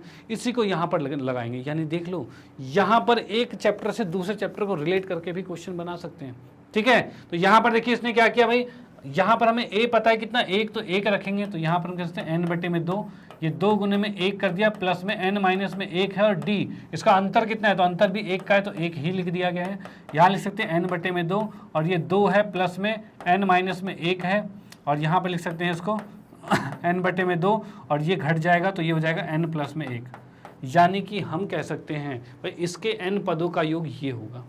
ठीक है, इसके n पदों का योग ये होने वाला है। तो आप इसको साइड में लिख सकते हैं, इसको साइड में आप करेंगे, उसके बाद इसको यहाँ पर रख सकते हैं। तो यहाँ पर कितना हो जाएगा, n प्लस में 1 और बटे में 2 आ रहा है, और नीचे कितना है, तो नीचे एक n तो पहले से ही था। ठीक है भाई, इस n से ये n कैंसिल हो गया, 2 को उठा के इधर भेजेंगे तो 15 दूनी 30 आ गया, और बराबर में n प्लस में 1 आ गया है। इस 1 को उठा के इधर भेजेंगे तो ये आ जाएगा 29, और ये n आ चुका है, और ये इसका आंसर है। यानी पहले 29 प्राकृतिक संख्याओं का जो माध्य होगा वो 15 होगा। ठीक है भाई, पहले 29 प्राकृतिक संख्याओं का माध्य 15 होगा, और ये हमारा निकल चुका है। और इसके लिए हमें सम के फॉर्मूले की भी जरूरत पड़ी है। ठीक है, तो इसको भी आपको करना है और इसको भी करना है, आप इसका स्क्रीनशॉट ले सकते हो। फिर हम आते हैं नेक्स्ट क्वेश्चन पे। ठीक है, चलो भाई अगले क्वेश्चन की बात करें तो भाई यहाँ पे सेक्शन बी स्टार्ट हो गया, खंड बी स्टार्ट हो चुका है, और यहाँ पर ये क्वेश्चन 3-3 मार्क्स के होने वाले हैं। डन, तो अब इसको करते हैं सॉल्व भाई, किस तरीके से हैं। तो यहाँ दे रखा है यदि द्विघातीय समीकरण की, ये दे रखा है कि मूल वास्तविक व बराबर हैं, बराबर मूल, जहाँ बराबर मूल आ जाए तो जो आपने पढ़े रखा है d का मान 0 जब होता है तब इसके बराबर होते हैं, भाई इसके मूल बराबर होते हैं। और d का मान जब 0 से छोटा होता है तो भाई दो अलग अलग मान 0 से छोटा मतलब नेगेटिव हो गया, तो इसके वास्तविक मूल होते ही नहीं है। और अगर d का मान 0 से बड़ा होता है तो दो अलग अलग वास्तविक मूल होते हैं। लेकिन फिलहाल कंडीशन क्या है, दोनों बराबर वाला, मतलब ये कंडीशन है, इसको लेके हमें चलना है। तो भाई इसमें आते हैं यहाँ पर हल में। यहाँ हम देख पा रहे हैं समीकरण है b माइनस सी एक्स स्क्वायर, सी माइनस ए एक्स है, प्लस ए माइनस बी है, ये आ गया हमारे पास। डन। अब यहाँ पर हम देख सकते हैं भाई इसमें ए बी सी तीनों चीज़ आ रखी है, तो हम कह सकते हैं भाई ए को मैंने मान लिया बी माइनस सी, ठीक है, बी को मान लिया है सी माइनस ए, और सी को मान लिया है ए माइनस बी, ये तीन चीज़ आ गई है। ठीक है, अब क्वेश्चन के अकॉर्डिंग कह रखा है वास्तविक व बराबर है। बराबर है का मतलब इसमें हम कहेंगे इसका डी जो है ये क्या है, ये शून्य है, यानी हम कह सकते हैं बी स्क्वायर माइनस 4ac बराबर में शून्य होगा। ठीक है ना भाई, डी अगर शून्य है तब हम क्या लिख सकते हैं, ठीक है, ये लिख सकते हैं, ये कब आ रहा है, मूल वास्तविक व बराबर है। ठीक है भाई, मूल जो है वो वास्तविक है और बराबर है, उस कंडीशन पे चल रहे हैं। यहाँ पर इसको उठा के जब दूसरी तरफ भेजेंगे तो क्या हो रहा है भाई, मान भी रख देते हैं। मान b का क्या है, तो c माइनस ए है। ठीक है भाई, इसको उठा के उधर भेजा तो 4 आ गया, a कितना है तो b माइनस सी है, और c कितना है तो a माइनस बी है, ये हमारे पास आ चुका है। डन, चलो भाई ठीक है। अब इसके बाद क्या करना है, इसके बाद में यहाँ पर लिख देता हूँ, यहाँ पर c माइनस ए का होल स्क्वायर खोलेंगे तो क्या हो जाएगा, तो इसको लिख सकते हैं a square plus B square minus 2ab, यही आ रहा है। इधर की बात करें तो ये तो 4 है हमारे पास। ठीक है, इसको नेक्स्ट पेज पे करते हैं तो ज़्यादा अच्छा रहेगा, यहाँ पे भीड़ हो जाएगी। सी माइनस ए का होल स्क्वायर, यानी सी स्क्वायर प्लस में ए स्क्वायर माइनस में 2ac। ठीक है भाई। उसके बाद की बात करें तो 4 से हमने जब गुना किया है तो b को a से किया है, तो 4 से गुना किया है b को a से तो ab हो जाएगा। ठीक है। b को a से, b को b से तो माइनस b का वर्ग होगा। ठीक है। उसके बाद c को a से तो माइनस सी ए हो जाएगा। ठीक है। और फिर c को b से करेंगे तो प्लस bc हो जाएगा। ये चीज़ हमारे पास आ चुका है। डन। अब इस 4 को अंदर हमें गुना करता हूँ तो क्या हो जाएगा, ये 4 को गुना करते हैं तो हम लिख सकते हैं 4ba माइनस 4b का वर्ग माइनस 4ca प्लस में 4bc, ये आ चुका है। और यहाँ पर हमारे पास है c का स्क्वायर प्लस में a का स्क्वायर माइनस 2ac, ये चीज़ है। हमें निकालना क्या है, तो 2b बराबर में a प्लस c, ये निकालना है हमें। डन। अब देखते हैं कुछ क्या कट रहा है, क्या कुछ कहीं कुछ भी कट रहा है, तो इसमें देख लेते हैं भाई 4ba 4bc, कुछ कटता हुआ तो नहीं दिख रहा, लेकिन हम बी सी ए सी को एक तरफ कर देते हैं, ए स्क्वायर बी स्क्वायर को एक तरफ कर देते हैं। तो यहाँ पर हम इसमें करते हैं सी स्क्वायर और ये इधर से आ गया तो प्लस में 4b स्क्वायर प्लस में ए स्क्वायर आ गया। और क्या करते हैं, बाकी को भी एक तरफ ही ले आते हैं, एक तरफ ले आएंगे तो क्या हो जाएगा, माइनस में 2ac और 4ac मिलके क्या हो जाएगा, पहले हम देखते हैं सी बी किस में आ रहा है, सी बी वाला कहाँ है, तो सी बी वाला ये है। इसको उठा के इधर लाएंगे तो क्या हो जाएगा, माइनस 4bc हो जाएगा। चलो बहुत बढ़िया। फिर बी ए वाले को उठाते हैं तो बी ए वाले को उठा के इधर लाएंगे तो माइनस 4ba आ जाएगा, बिल्कुल ठीक है। और इसको क्या करते हैं भाई, ये क्या है ac है और ac माइनस वाले को इधर लाएंगे तो प्लस हो जाएगा, प्लस हो जाएगा। तो plus ca minus 2ca plus 4ca और माइनस 2ca मिलके आ गया प्लस 2ca, ये आ रखा है भाई। सबको उठा के हमने एक तरफ ले आया और ये लिख दिया है। क्या इसमें कुछ फॉर्मूला जैसा दिख रहा है, तो भाई ये दिख रहा होगा आपको, a square B square C square minus 2ab minus 2bc plus 2ca, कुछ इस तरह का फॉर्मूला बन रहा है। अब बोलोगे सर ऐसा कहाँ बन रहा है, कुछ तो दिखाओ सर। तो आपको ये फॉर्मूला पहले पता तो होना चाहिए कि भाई फॉर्मूला क्या था हमारे पास, कि भाई a, चलो नीचे लिख देता हूँ, यहाँ पे यहाँ लिख देता हूँ a प्लस बी प्लस सी का होल स्क्वायर।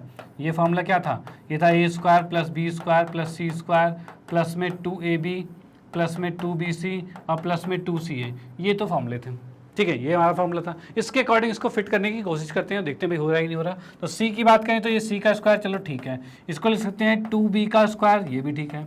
ये प्लस में a का स्क्वायर, ये भी ठीक है। अब यहाँ पर bc आ रहा है, ठीक है, यानी bc, देखो bc भी माइनस का है और ba भी माइनस का, यानी आप किसी एक को माइनस कर लो, किसको भाई, जो कॉमन है, b कॉमन है तो b को माइनस करते हैं। तो मैं अगर इसी को लिख दूं माइनस 2b तो कोई हर्ज, इसका स्क्वायर भी 44 हो सकता है, बिल्कुल हो सकता है। इसी के अकॉर्डिंग इसको एक्सपेंड करते हैं तो माइनस में क्या आ रहा है, तो प्लस में 2, ठीक है, और b की जगह माइनस 2b लिखा और साथ में c लिखा, ठीक है। और यहाँ की बात करें तो प्लस में 2 होता है, भाई 2 ही होता है ना, 2a भी होता है। अब यहाँ पे 2 लिखा हमने और साथ में क्या लेके आएंगे भाई, यहाँ पर ba की बात करते हैं तो यहाँ पर हम लिख सकते हैं क्या, माइनस 2b, और a का बात करें तो ये a ही आ रहा है, ठीक है। उसके बाद बात करें तो अगला वाला क्या है, तो भाई 2ca भी होता है, तो ca की बात करें तो यहाँ पर प्लस में 2ca, वो तो एग्जैक्टली ही आ रहा है, कोई दिक्कत वाली ही बात नहीं है, ठीक है। मतलब मैंने माइनस 2b के अकॉर्डिंग इसको सॉल्व करने की कोशिश की, तो यहाँ हमें दिख रहा है a square plus B square plus C square plus 2ab 2bc 2ca, बिल्कुल एग्जैक्ट फार्मूला बन रहा है। यानी ये क्या बन गया भाई, ये बन गया हमारे पास तब c माइनस 2b प्लस में a का होल स्क्वायर बन चुका है और ये ही 0 है, ठीक है। अब स्क्वायर अगर हटाओगे तो 0 तो 0 ही रहेगा। और यहाँ क्या बच गया तब, c माइनस 2b प्लस में a, ये भी बराबर में 0 है और 2b को उधर भेजेंगे तो c प्लस a बराबर में 2b आ गया, और ये इसका आंसर आ चुका है, ये प्रूफ हो चुका है, ठीक है। डन। चलो भाई ठीक है, आप इसको नोट कर लीजिए। फिर हम आते हैं नेक्स्ट क्वेश्चन पे, ये प्रूफ हो चुका है और यहाँ आपके 3 नंबर पूरे मिल चुके हैं। डन। चलो मैं इरेज कर देता हूँ, इसका भी स्क्रीनशॉट ले लीजिए। ओके, तो नेक्स्ट क्वेश्चन की बात करते हैं। तो यहाँ हमें दे रखा है एक समांतर श्रेणी में पहले n पदों का योग ये दे रखा है। चलो भाई बहुत अच्छे, इसका 25वां पद ज्ञात करना है। भाई बड़ा सिंपल है, चलो कोई बात नहीं, करते हैं इसको क्वेश्चन को सॉल्व। कितना सिंपल है और क्या है कैसे है, और इसको और सिंपल कैसे किया जा सकता है ये भी देखते हैं। तो यहाँ पर हम देखते हैं भाई, हल में आते हैं।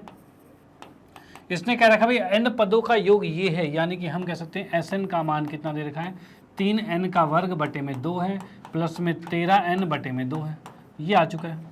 चलो भाई बहुत बढ़िया। अब यहाँ से क्या करते हैं, इसको हम सॉल्व करने के लिए तो हमें निकालना है भाई 25वां पद, यानी a 25 निकालना है।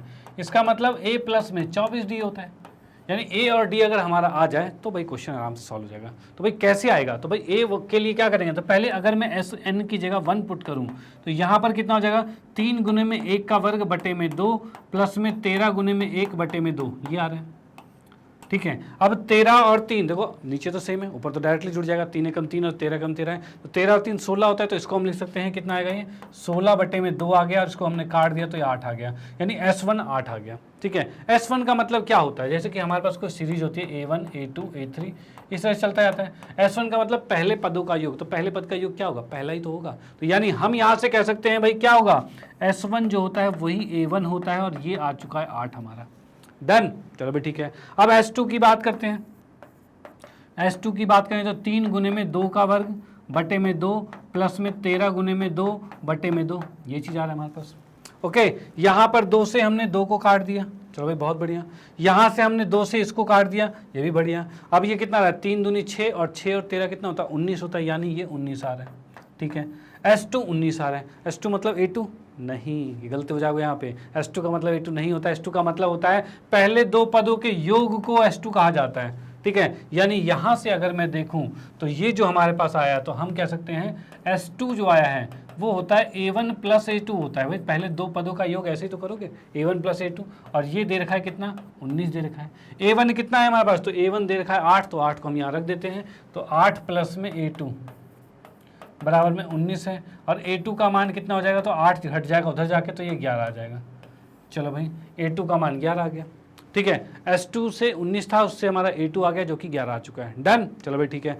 अब यहाँ से हम निकालेंगे क्या भाई, A और D का मान हमें ज्ञात करना था, तो पहले D निकालते हैं। तो D कैसे निकलेगा, तो D होता है A2 माइनस में A1 होता है, और A2 कितना है 11 और माइनस में 8 करेंगे।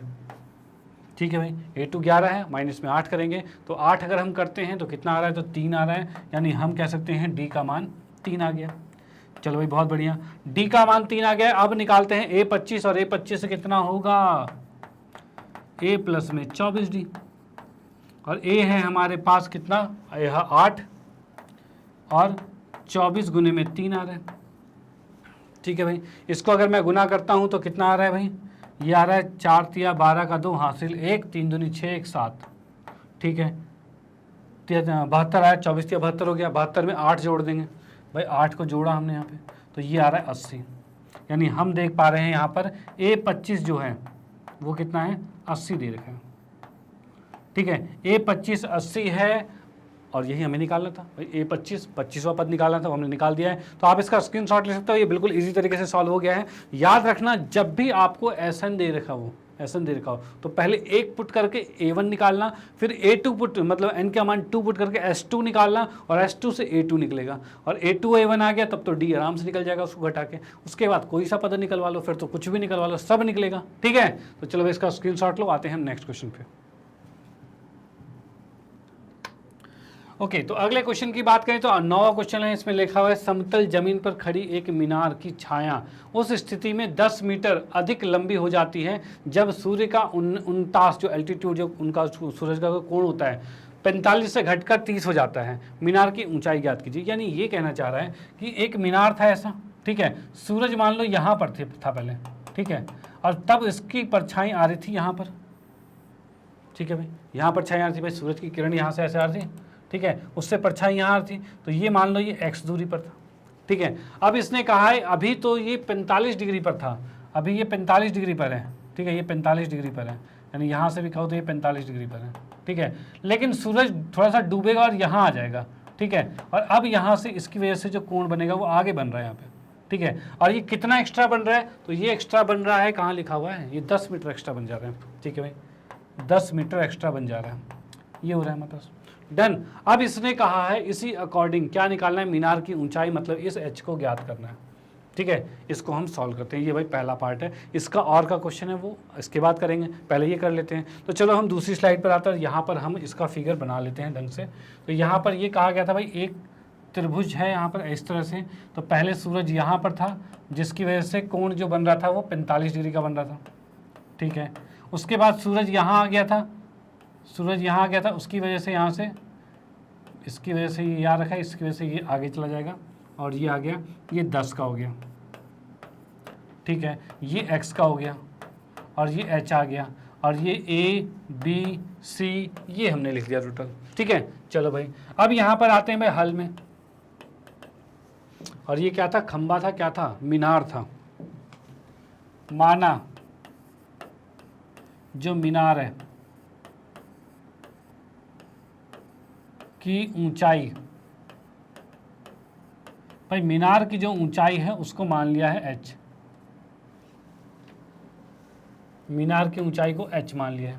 चलो भाई ठीक है, अब उसके बाद क्या चीज़ है, इसमें हम हल करते हैं भाई, ये कोण 30 डिग्री का हो गया था। ठीक है, अब आते हैं त्रिभुज कौन सा वाला, ए बी और इसका नाम लेते हैं डी।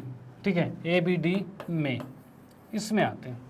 ठीक है, अब इसकी बात करें तो रिलेशन किसका निकालना है, क्या हमें कर्ण का कोई यूज़ है, कोई यूज़ है नहीं है, हमें लंब और आधार का यूज़ है। और लंब और आधार से क्या बनता है, तो लंब बटे आधार 10 होता है, 10 के हिसाब से चलेंगे। तो इसमें देख पा रहे हैं कि भाई 10 45 डिग्री किया जा रहा है, भाई ए बी डी के अंदर तो 45 ही है, इसके अनुसार हो जाएगा भाई h बटे में x आ जाएगा, और 10 45 से 1 होता है, और ये h बटे में x हो गया, और x को उठा के इधर भेजेंगे, x बराबर में h हो गया। ठीक है, यानी कि ये भुजा और ये भुजा बराबर है। डन, चलो भाई ठीक है। अब आते हैं दूसरे त्रिभुज में, तो त्रिभुज लिया गया है कौन सा, ए बी सी में, इसमें भी कर्ण का कोई यूज़ नहीं है, तो लंब बटे आधार मतलब 10 ही चलेगा। तो हम इसमें आते हैं 10 30 डिग्री, और ये आ रहा है लंब कितना है, तो h है, और आधार कितना है, तो 10 प्लस में x है, ये चीज़ दे रखा है। ठीक है, अब यहाँ पर हम देख पा रहे हैं भाई 10 30 का मान होता है 1 बटे में √3, और ये h तो है, h को क्या कर सकते हैं हम, h को x ले लेते हैं, या फिर x को h ले लेते हैं, x को h ले लेते हैं। तो यहाँ पे क्या हो जाएगा, h बटे में 10 प्लस में h आएगा। ठीक है, ये आ गया। अब उसके बाद इसको इधर गुना करेंगे, इसको इधर गुना करेंगे, तो ये हो जाएगा कितना, 10 प्लस में h बराबर में √3h, ये आ चुका है। डन, अब इस h को उठा के इधर भेजेंगे तो कितना हो जाएगा, तो √3h माइनस में h बराबर में 10, यहाँ पर से h हमने कॉमन ले लिया, तो √3 माइनस में 1 आ गया, और यहाँ 10 आ गया। इसको उठा के नीचे ले आते हैं, तो ये हो जाएगा कितना, 10 बटे में √3 माइनस में 1 आएगा। ठीक है, इसका हम करते हैं परिमेयीकरण, क्योंकि नीचे रूट है उसका परिमेयीकरण बनता है, तो हम इसको करेंगे। h का मान कितना हो जाएगा, तो 10 बटे में √3 माइनस में 1 गुने में √3 प्लस में 1 और √3 प्लस में 1, इसी तरह से किया जाता है परिमेयीकरण। ठीक है, अब यहाँ पर हम देख सकते हैं क्या आ रहा है, 10 √3 प्लस में 1, और नीचे आएगा क्या, √3 का वर्ग मतलब 3, और 1 का वर्ग यानी 1, 3 में से 1 गया, 2 बचेगा, तो 2 आ गया है, 2 से इसको काटा तो 5 आ गया, यानी हम कह सकते हैं h का मान आ चुका है 5 √3 प्लस में 1। अरे √3 की का मान दे रखा है क्या, इसमें √3 का मान दे रखा है 1.73, तो मतलब इसको रखना पड़ेगा यहाँ पर, तो यहाँ पर हम रख देते हैं 1.73 प्लस में 1 है, यानी हम कह सकते हैं 5 गुने में 2.73 आ गया है। अब इसको जब मैंने गुना किया तो h कितना आ जाएगा, तो 5 या 15 का 5 हासिल 1, 5 सत्ते 35 और 1 36 का 6 हासिल 3, 5 दूनी 10 3 13, 13.65 मीटर, ये आ गई है पोल की ऊंचाई। जो मीनार है, मीनार की ऊंचाई 13.65।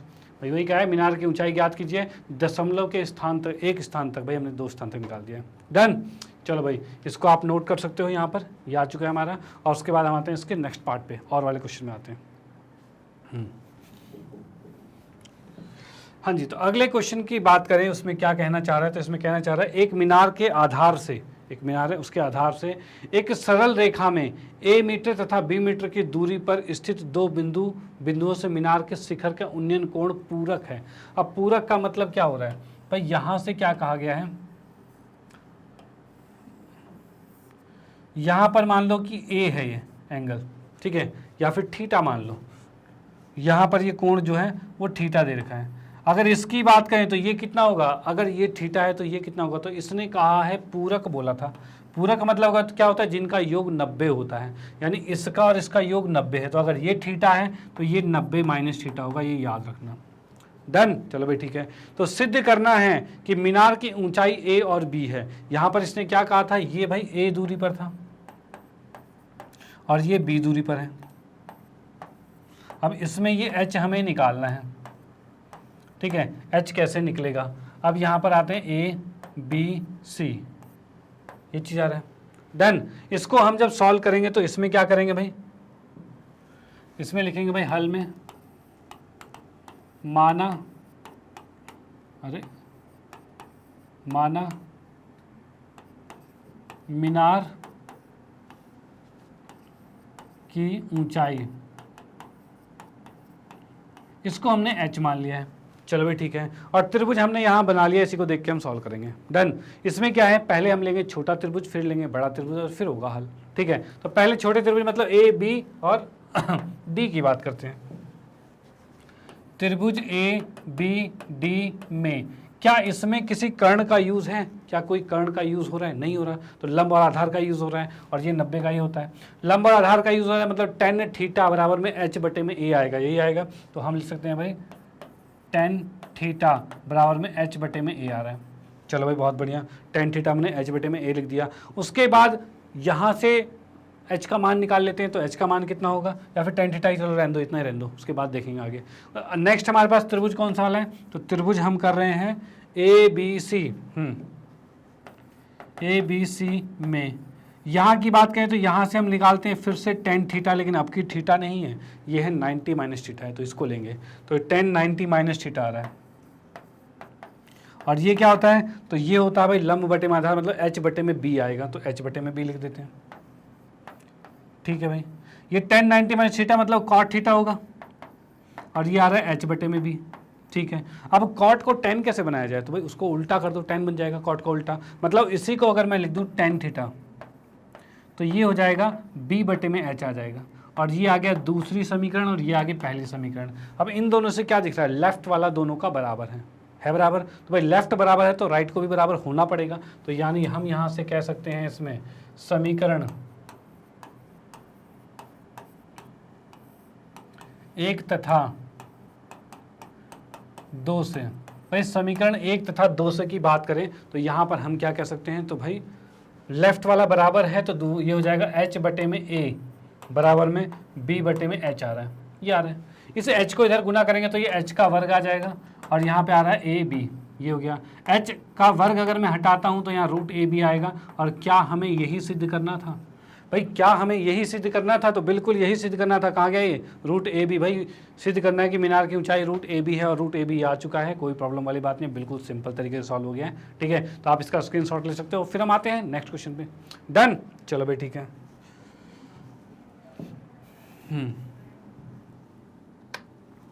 ओके, अगले क्वेश्चन की बात करें तो यहाँ 10वां क्वेश्चन जो है, एक 6 सेंटीमीटर त्रिज्या वाले संकेंद्री वृत्त पर एक बिंदु 4 सेंटीमीटर त्रिज्या वाले वृत्त पर स्पर्श रेखाओं की रचना कीजिए तथा उसकी लंबाई ज्ञात कीजिए। भाई देखो क्या क्या चीज़ ने कह दिया है, इसने बोल दिया भाई एक बड़ा वृत्त है एक छोटा वृत्त है, क्योंकि संकेंद्र मतलब सेम सेंटर है, दोनों का सेम सेंटर है। यहाँ पे कह सकते हैं भाई एक बड़ा वृत्त बना दिया है और एक छोटा वृत्त बना दिया है। ठीक है, अब बीच में सेंटर बना दिया गया है। ठीक है, अब इसने कहा हुआ है सेंटर बनाने के बाद बड़े वाले का त्रिज्या 6 सेंटीमीटर है, छोटे वाले का त्रिज्या 4 सेंटीमीटर है, और इसने कहा है कि त्रिज्या वाले वृत्त पर स्पर्श रेखाओं की रचना कीजिए, मतलब पहले वाले से दूसरे वाले पर रचना करनी है स्पर्श रेखाओं की। अब कैसे होगी तो मैं दूसरे स्लाइड पे आता हूँ, यहाँ आपको बताता हूँ, यहाँ पे थोड़ा सा अच्छा बन जाएगा। ठीक है, यहाँ की बात करते हैं भाई, ये एक वृत्त बनाया और ये यहाँ पर 2 वृत्त बना दिया। ठीक है, अब बात करते हैं इसके सेंटर की, तो सेंटर इसका आ रखा है कहाँ पर, ये सेंटर बना दिया हमने। अरे लाल कैसे हो गया,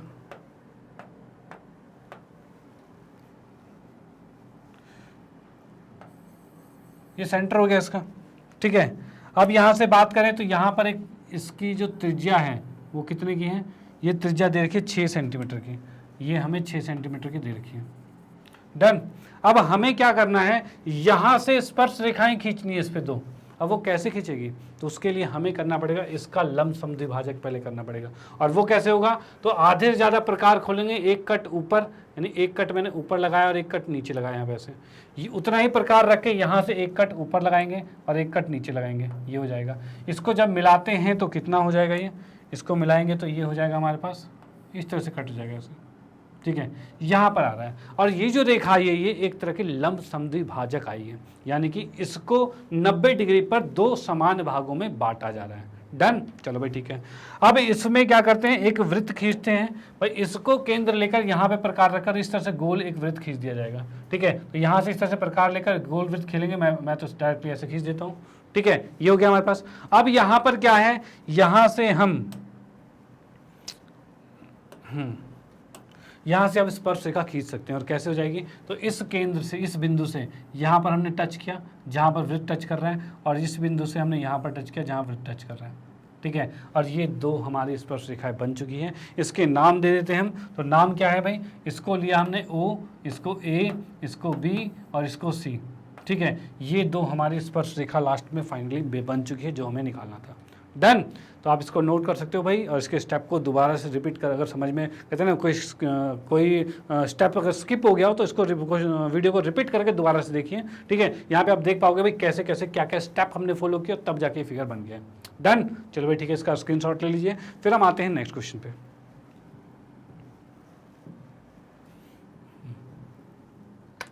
ओके, तो अगले क्वेश्चन की बात करें तो यहाँ पर आ गया सेक्शन सी आ चुका है, और सेक्शन सी कितने हैं, 4 मार्क्स का क्वेश्चन है। डन। तो 4 मार्क्स के क्वेश्चन पर हम आ चुके हैं। अब यहाँ देखते हैं इस क्वेश्चन में क्या है। तो इसमें देखा, एक राज्य मार्ग एक मीनार के नीचे होकर गुजरता है। एक कोई मीनार है, उसके नीचे से राज्य मार्ग मतलब कोई रोड जा रही है, ठीक है। डन। एक आदमी मीनार के ऊपर से एक कार को अवनमन कोण 30 डिग्री पर देखता है। यानी मैं बताऊं कि यहाँ पर एक बंदा खड़ा है, एक मीनार मैंने बनाया, ठीक है। यहाँ पर एक बंदा खड़ा है, नीचे देख रहा है, नीचे से गाड़ियाँ ऐसे जा रही हैं, ठीक है। यहाँ पर क्या है, इसने यहाँ से देखा किसी कार को, कोई कार यहाँ पर है, इसका अवनमन कोण जब कहे तो बना के आपको यहाँ दिखाना है इस तरह से कि यहाँ पर ये अवनमन कोण है, और कितने डिग्री कहा था, 30 डिग्री पर था, ठीक है भाई। अब इसके बाद कह रहा है वह कार एक समय समान गति से मीनार के नज़दीक जा रही है। मतलब यहाँ से कार है वो इस तरफ चलती हुई जा रही है, ठीक है। 6 सेकंड के बाद कार का अवनमन कोण 60 डिग्री हो गया। मतलब ये कार यहाँ से चलते चलते कार यहाँ आ गई मान लो। अब यहाँ की बात करें तो ये नीचे यहाँ पर आ गया, और इसका कोण जो हो गया ये 60 डिग्री हो गया है। ये कोण मैं यहाँ लिख देता हूँ 60 डिग्री, ठीक है। यहाँ पे चलो लिख दिया, ठीक है, ये 60 डिग्री हो गया। डन। अब इसने कहा है कार कितने समय में मीनार के नीचे से गुजरेगी, मतलब ये कार यहाँ पर कब पहुँच जाएगी, ठीक है, ये हमें देखना है। ओके, चलो भाई इसको सॉल्व करते हैं। तो इसके लिए क्या हो जाएगा, तो यहाँ पर ये लंब हो जाएगा, ये ए हो गया, ये बी हो गया, ये सी हो गया। और एक चीज़ याद रखना, जब भी अवनमन कोण कहे अगर वो यहाँ पर 30 का है तो ये भी 30 का होगा, अंतः एकांतर कोण। ये 60 का है तो ये भी 60 का होगा। ये हो चुका है, ये कर दिया हमने। अब यहाँ पर क्या है, ये जो दूरी तय की है वो 6 सेकंड में तय की गई है, याद रखना 6 सेकंड में, ठीक है। और इसका हमें निकालना है कितनी देर में यहाँ पहुँच जाएगी, मतलब ये x हमें निकालना है, ये x हमें निकालना है, और ये 6 सेकंड हो चुके हैं। देखो मेन चीज़ होता है फिगर बनाना। अगर आपका फिगर बन गया फिर तो कोई दिक्कत वाली बात ही नहीं है, ठीक है ना। और फिगर नहीं बना तो फिर तो दिक्कत होगी। तो फिगर बनाने का क्या है भाई, क्वेश्चन पढ़ते जाओ, जैसे कह रहा है वैसे वैसे बनाते जाओ। इसने कहा कि एक राज्य मार्ग के एक मीनार के नीचे से सड़क गुजरती है, तो मीनार बनाए और सड़क बनाई, बात खत्म। ऊपर से कोई एक आदमी है जो मीनार को नीचे मीनार के नीचे देख रखा है। अवनमन कहा है, अवनमन से ही समझ जाना, ऊपर से नीचे देखा जा रहा है, तो ऊपर से कोई नीचे देख रहा है, और 30 डिग्री के कोण पर एक कार को देख रहा है। तो भाई देख लिया हमने 30 डिग्री पर, वो कार समान गति से नज़दीक मतलब अंदर की तरफ जाती जाएगी पास से। 6 सेकंड बाद कार का अवनमन कोण 60 डिग्री, मतलब वो थोड़ी देर बाद यहाँ आ गई तो अब तो डिग्री बढ़ेगा ही बढ़ेगा, तो 60 डिग्री हो गया। अब उसी के अकॉर्डिंग हमारा फिगर बन चुका है। ये 6 सेकंड में तय की गई दूरी थी, ये दूरी तय करने में कितना समय लगेगा वो हम निकालेंगे, ठीक है। अब देखो एक चीज़ है, ये 6 सेकंड है तो ये भी आंसर सेकंड में ही निकलेगा, याद रखना। ये नहीं कि मीटर में निकल जाएगा, ऐसा नहीं होगा। अगर आप सेकंड लेके चल रहे हो तो सेकंड में ही होगा, अगर आपको कोई मीटर वगैरह दिया तो उससे मीटर में ही निकलता आंसर, ठीक है। तो यहाँ पर सेकंड में तो सेकंड में ही डायरेक्ट निकाल सकते हैं, कोई कन्वर्जन करने की जरूरत नहीं, कोई बदलने की जरूरत नहीं है। ओके, तो यहाँ की बात करते हैं, इसमें हल में आते हैं। हल में यहाँ पर आते हैं। यहाँ पर हमें क्या क्या चीज़ें दे रखी हैं, बस 6 सेकंड दे रखा और कुछ नहीं दे रखा, और हमें निकालना है ये x निकालना है। इसको हमने h मान लिया, ठीक है भाई। इसमें भी हम करते हैं भाई, माना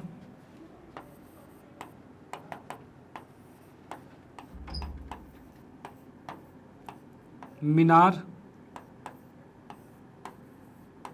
की ऊंचाई, भाई जो मीनार की ऊंचाई है उसे देखते हैं। तो मीनार की ऊंचाई की बात करते हैं, उसको मान लिया हमने, h मान लिया है, ठीक है भाई। अब उसके बाद नेक्स्ट आते हैं भाई त्रिभुज का नाम। त्रिभुज कौन सा ले लेते, तो छोटा त्रिभुज ले लेते हैं, फिर बड़ा ले लेंगे, कोई दिक्कत नहीं। तो भाई पहले छोटे त्रिभुज की बात करते हैं, तो त्रिभुज ABD में, भाई इसमें की बात करते हैं। इसमें देखें तो यहाँ पर हम देख सकते हैं भाई tan 60 आएगा, tan 60 डिग्री आ चुका है, ठीक है भाई। tan 60 की बात करते हैं। tan 60 क्या होगा, लंब बटे में आधार, मतलब h बटे में x होगा। तो यहाँ हम कह सकते हैं भाई tan 60 आ रहा है h बटे में x आ रहा है। tan 60 का मान कितना होगा, तो tan 60 होता है √3, तो हम इसको √3 लिखेंगे। ये h बटे में x है, x को उठा के इधर ले आएंगे, तो h का मान ये आ चुका है √3x। ठीक है, ये हमने पहले समीकरण से, मतलब पहले त्रिभुज से निकाल लिया है। ओके, अब आते हैं दूसरे त्रिभुज की बात करते हैं। त्रिभुज ABC, इसमें फिर से हम tan लेंगे, क्योंकि कर्ण का तो कोई यूज ही नहीं है, इस कर्ण का कोई यूज ही नहीं है, लंब और आधार की बात हो रही है। तो हम इसमें बात करें तो tan आएगा 30 डिग्री, और ये आ रहा है h बटे में 6 प्लस में x है। ठीक है, ये आ चुका है हमारे पास। अब यहाँ पर क्या है, h हमें क्या निकालना है, x निकालना है। h किससे कोई लेना देना नहीं, क्योंकि हमें निकालना था कितने समय में मीनार तक गुजरेगी, तो भाई वही x निकालना है। तो यहाँ की बात करें भाई, h का मान जो ये है उसको यहाँ पर रख देंगे, तो यानी हम लिख सकते हैं तब, यहाँ पर लिख देंगे समीकरण 1 से h का मान 2 में रखने पर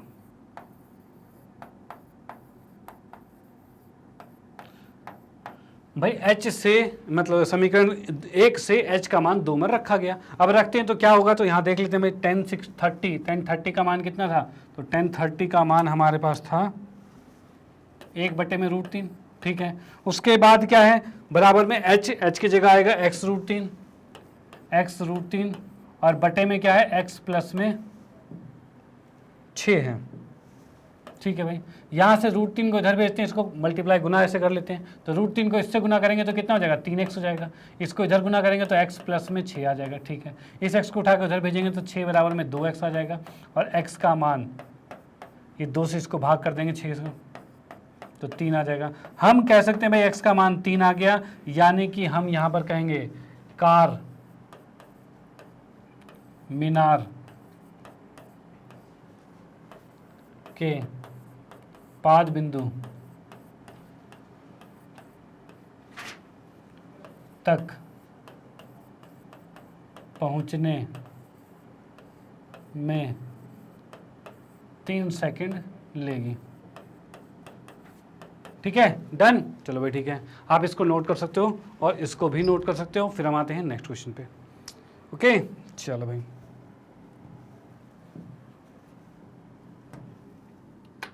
हाँ जी। तो अगले क्वेश्चन की बात करें तो यहाँ पर हमें देखा है 12वां क्वेश्चन, जो कि ये क्या कह रहे हैं कि भाई एक 5 सेंटीमीटर वाले वृत्त की जीवा PQ की लंबाई 8 सेंटीमीटर है। ठीक है, यदि बिंदुओं P और Q पर स्पर्श रेखाएं बिंदु T पर प्रतिच्छेद करती है तो TP की लंबाई ज्ञात करो। भाई ये क्या क्या कहना चाहता है, तो भाई इसकी फिगर बनाते हैं, उसके अकॉर्डिंग हमें समझ में आएगा भाई क्या कहना चाहता है। तो पहले तो इसने कहा है 5 सेंटीमीटर वाला वृत्त है, यानी 5 सेंटीमीटर त्रिज्या वाला वृत्त है। तो यानी हमने एक वृत्त खींचा जिसमें कि उसकी त्रिज्या जो है 5 सेंटीमीटर की है। उसमें क्या रखा है, PQ जो है जीवा है, यानी मैंने यहाँ पर एक PQ खींचा है, P और Q जो कि जीवा है, जो कि 8 सेंटीमीटर लंबी है, ये 8 की लंबी है। ठीक है, इसका केंद्र यहाँ पर है। ठीक है, केंद्र यहाँ पर है, ये 8 का है मान लिया हमने। इसको अगर जोड़ते हैं तो ये त्रिज्या हो जाएगा, ये 5 का हो जाएगा। ठीक है, अब इसने कहा है यदि बिंदुओं PQ पर स्पर्श रेखा बिंदु T पर प्रतिच्छेद करती है, मतलब यहाँ से अगर कोई स्पर्श रेखा ऐसे बनाऊं मैं और यहाँ से स्पर्श रेखा ऐसे बनाऊं, तो ये T पर कहीं प्रतिच्छेद कर रही है यहाँ पर। ठीक है, ये T पर यहाँ प्रतिच्छेद कर रही है। ओके भाई, अब इसने कहा है तो TP की लंबाई ज्ञात कीजिए। जो TP है उसकी लंबाई हमें ज्ञात करनी है। तो TP की लंबाई ज्ञात करनी मतलब ये x हमें फाइंड करना है। Done, finally. ओके, चलो भाई बहुत बढ़िया। अब उसके बाद हम क्या करते हैं, इसमें करते हैं भाई हल रचना, पूरी चीज़ करेंगे। तो पहले तो हम इसको नेक्स्ट पेज पे लेके आते हैं, अगले पेज पे दोबारा बना लेते हैं, क्योंकि यहाँ से हम डायरेक्टली देखे क्वेश्चन सॉल्व कर पाएंगे। ओके, तो यहाँ पर हम पहले एक वृत्त बनाते हैं। यहाँ पे हमने एक वृत्त बनाया। ठीक है, उसके बाद हमने यहाँ पर एक जीवा बनाई, जिसमें हमने लिख दिया यहाँ पर, अरे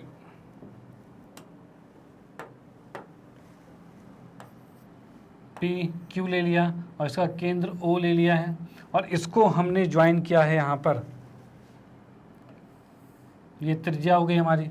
ठीक है, एक बिंदु बाहर है, बाहर कोई बिंदु है जिससे स्पर्श रेखा खींची गई है, तो बाहर एक बिंदु मैंने मान लो यहाँ पर रखा है, और यहाँ से स्पर्श रेखा जो खींची गई है, यहाँ से ये TP पर स्पर्श रेखा है मतलब, और ये है, और ये कितना कितना नाम है, इसका नाम T है। ठीक है, इसको ये जो पूरा दे रखा है ये 8 का दे रखा है। ठीक है, अब यहाँ से मैं एक लाइन अगर ज्वाइन कर दूँ, रचना में ज्वाइन करता हूँ, तो रचना के लिए इसको ज्वाइन करेंगे यहाँ पर। ठीक है, अब इन चीज़ों को हम लिखना शुरू करते हैं। यहाँ पर भी इसका नाम भी और लिख लेते हैं, नाम कितना आ रहा है, इसका O नाम है, और इसका नाम ले लेते हैं PQRS लिख लेते हैं इसका नाम। ठीक है, ये फिगर हमारे पास आ चुकी है, और इसमें त्रिज्या जो है वो 5 की है, और ये जो पूरा है वो 8 का है, ये पूरा 8 का है। ठीक है, डन।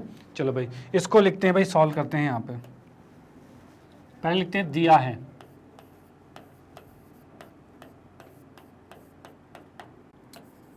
वृत्त की त्रिज्या।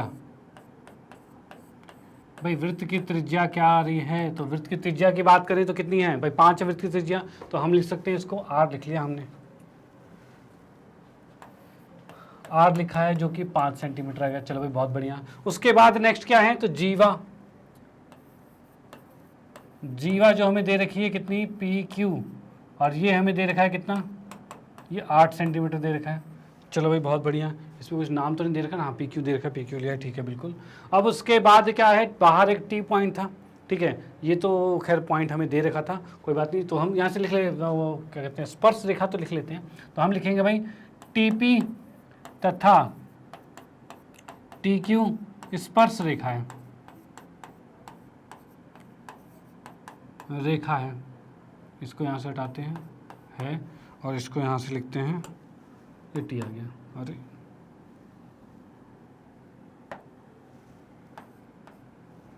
ठीक है, ये आ चुका है हमारे पास। इसके बाद आते हैं रचना पे, तो रचना में क्या आएगा, इसमें कहेंगे TO को मिलाया गया।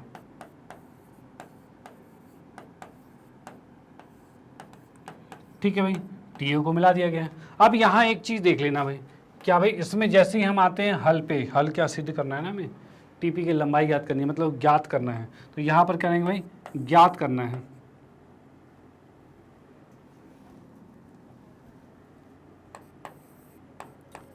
ज्ञात करना है, वो भी क्या ज्ञात करना है भाई, TP का मान ज्ञात करना है, मतलब कि स्पर्श रेखा जो है, स्पर्श रेखा उसकी लंबाई ज्ञात करनी है। ठीक है भाई, अब इसमें आते हैं नीचे हल में, इसमें हम कह सकते हैं भाई माना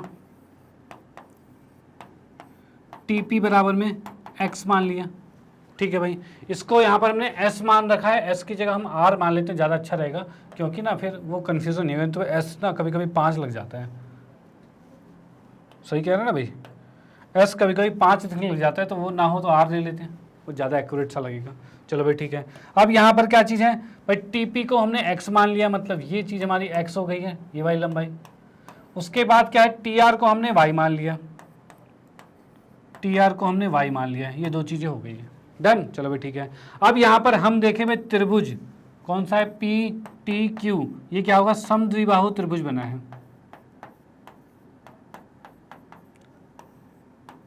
अब भाई क्यों त्रिभुज है समद्विबाहु, समद्विबाहु मतलब क्या होता है, इसका मतलब होता है दो भुजाएं बराबर होनी चाहिए, लेकिन यहाँ में क्या दिख रहा है, लेकिन क्या दिख रहा है, यहाँ पे दिख ये रहा है कि TP और TQ दोनों स्पर्श रेखाएं, और स्पर्श रेखाएं किसी एक बिंदु से जब वृत्त पर खींची जाती है तो वो बराबर होती है। तो यहाँ हम कह सकते हैं भाई रीजन क्या हो जाएगा, तो रीजन हो जाएगा बिकॉज, एक मिनट, यहाँ पर हो रहा है भाई TP बराबर में TQ आएगा। ठीक है, ये स्पर्श रेखाएं थी वो बराबर होगी।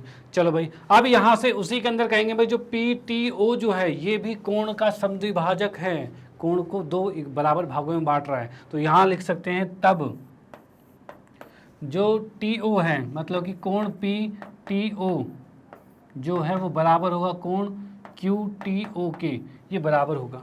ठीक है, ये कोण इस कोण के बराबर होगा, ये कह सकते हैं। और साथ ही साथ में ये जो TO जो है वो PQ का लंब समद्विभाजक हो जाएगा। ठीक है, क्योंकि जब भी कोण बराबर में यहाँ से लाइन जाती है किसी समद्विबाहु त्रिभुज में, ठीक है, तो वो नीचे आकर लंब ही बनता है। ठीक है, तो यहाँ पर लंब बनेगा, तो यहाँ पर लिखेंगे ये बराबर है, और तथा R जो है, सॉरी TR PQ का लंब समद्विभाजक है।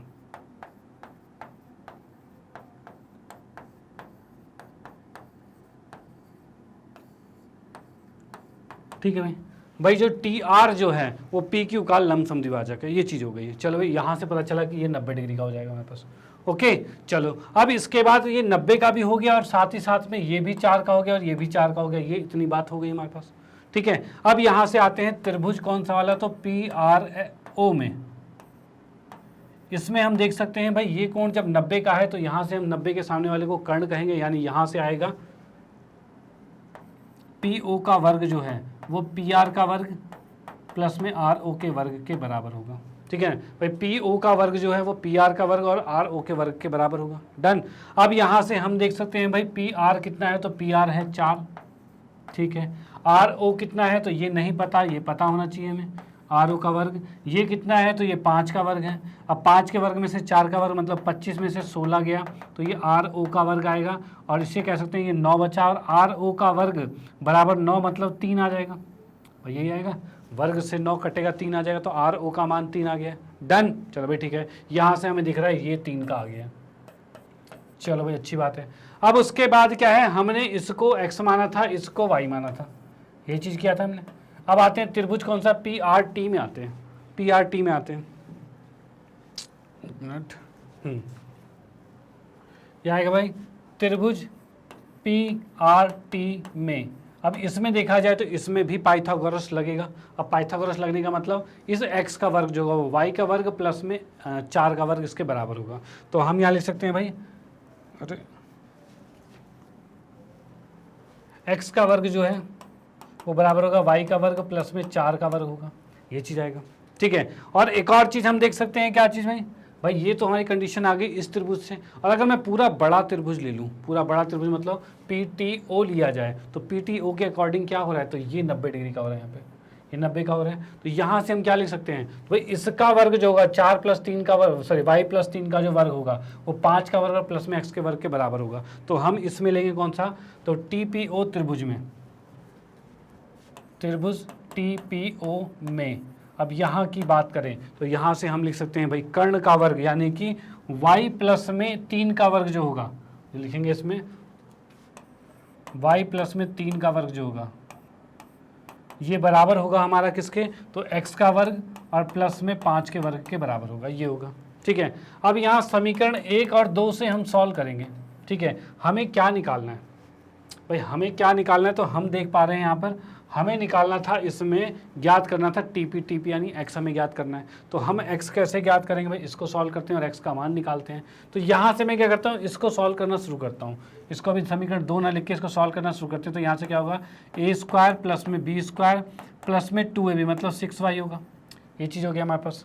चलो इसको भी रहने देते हैं, हम डायरेक्टली ही वैल्यू पुट कर देते हैं यहाँ से। ठीक है, समीकरण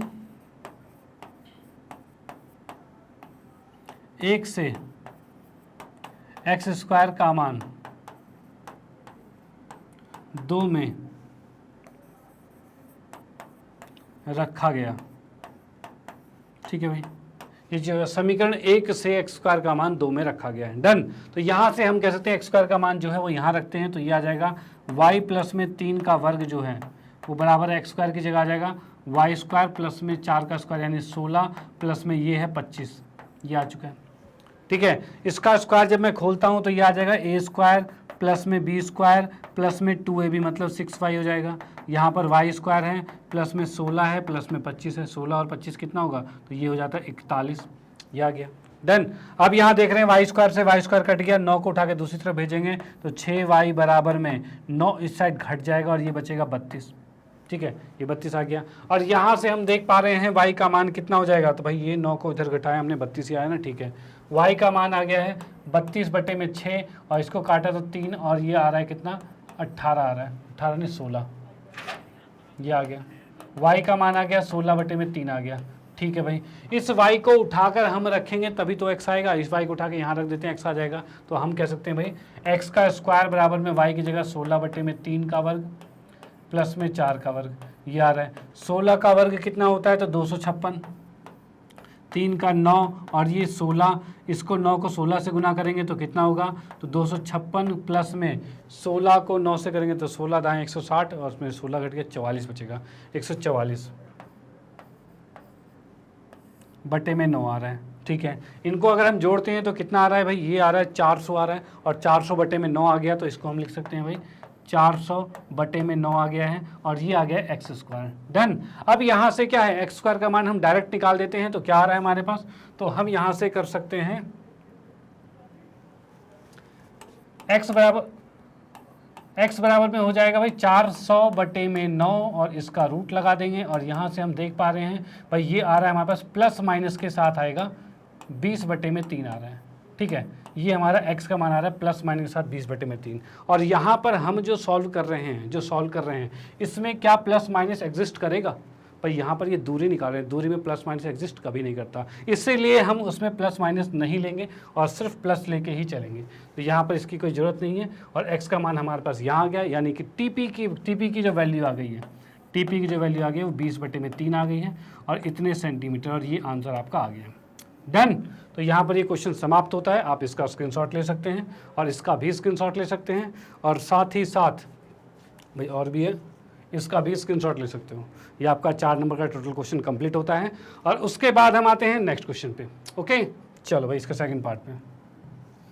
इसमें दे रखा है वृत्त COR, मतलब क्या है, एक C नाम का वृत्त है जिसका केंद्र क्या है, C से वृत्त हो गया सर्कल जिसे कहते हैं, और O जो उसका केंद्र है और R उसकी त्रिज्या है। चलो भाई ठीक है, एक चतुर्भुज जो है ABCD भुजाएं जिसमें AB BC CD D एक क्रमशः बिंदु PQRS पर स्पर्श करती हैं, यानी एक वृत्त है उसके चारों तरफ भुजाएं हैं, मतलब एक चतुर्भुज है और जो इन बिंदुओं पर स्पर्श करती है और ये भुजाएं हैं उनकी। चलो भाई ठीक है, सिद्ध करो कि चतुर्भुज की सम्मुख भुजाओं द्वारा केंद्र पर आंतरिक कोण का योग 2 समकोण होता है। अब देखो यहाँ पर एक चीज कंफ्यूज मत होना, एक तो कहता है 180 डिग्री का होता है, एक कह रखा है 2 समकोण होता है। ठीक है, 2 समकोण मतलब 90 का मतलब ये नहीं, 2 समकोण को जोड़ोगे तो 180 डिग्री होना चाहिए, ये चीज होता है। डन। तो इसको करते हैं सॉल्व। तो यहाँ पर हम देखते हैं भाई, इसमें ही आते हैं, यहाँ पर हम एक बनाते हैं। तो इसमें सबसे पहले हमने एक वृत्त बनाया, ये हमने वृत्त बना दिया। चलो भाई ठीक है, उसके बाद इसकी भुजाएं बनाना शुरू करते हैं हम। ये हो गया,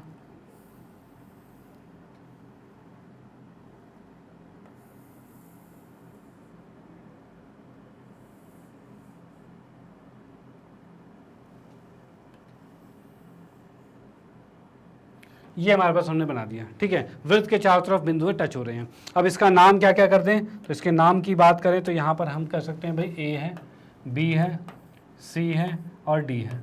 ठीक है, अब इसके बाद इसने क्या कहा है भाई, AB पर टच हो रहा है P, BC पर Q, फिर R, फिर S, मतलब ये बिंदु जो हमारे पास है, ये P, ये Q और ये R और ये S, भाई ये बिंदु हो गया हमारे पास। ठीक है, अब इसके बाद इसने कहा है कि भाई इन जो हमने भुजाएं खींची है तो सिद्ध करो कि चतुर्भुज की सम्मुख भुजाओं द्वारा केंद्र पर आंतरिक कोण का योग जो है वो 2 समकोण है। यानी यहाँ की बात करूँ तो यहाँ पर अगर मैं कहूँ इसमें केंद्र होगा, केंद्र मतलब यहाँ पर मैंने एक केंद्र बना दिया। ठीक है, अब यहाँ से अगर मैं इसमें कोण बनाना चालू करूँ, मतलब ये ऐसे बनाया, चलो इसको दूसरे कलर से बनाते हैं। यहाँ पर यहाँ से हमने ये ऐसे बनाया, ये बनाया, ये कर दिया और ये कर दिया। ठीक है, अब यहाँ पर ये कहना चाह रहा है कि अगर मैं कोण की बात करूं, कोण कौन सा वाला भाई, ये वाला कोण और ये वाला कोण, इन दोनों का योग जो होगा वो 180 डिग्री होगा, ये सिद्ध करना है हमें। ठीक है, और वो कैसे होगा तो उसको देखते हैं। तो सबसे पहले आते हैं दिया है पे। दिया है की बात करें तो यहाँ पर हमें क्या दिख रहा है भाई, ABCD एक चतुर्भुज है, तो ABCD एक चतुर्भुज दे देते हैं और इसमें एक त्रिज्या भी मान लेते हैं इसको। भाई त्रिज्या जो R थी हमारे पास, तो यहाँ पर हम लिख सकते हैं भाई, अभी रचना करेंगे तब त्रिज्या आएगा, रचना में त्रिज्या ले आएंगे। ठीक है, यहाँ पर लिख देते हैं, अरे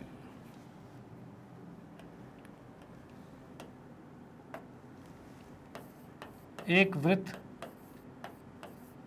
जो कि C वो क्या था, O और R था, मतलब उसका केंद्र जो है वो O है, O और R है भाई, इसका केंद्र जो है वो O है। ठीक है, केंद्र को हमने लिख दिया है O, लिख दिया यहाँ पे। ठीक है भाई। अब उसके बाद करते हैं ए बी सी डी एक चतुर्भुज है,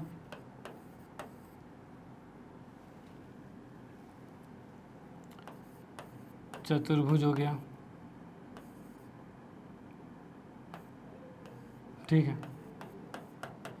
अब हमें इसमें सिद्ध करना है क्या,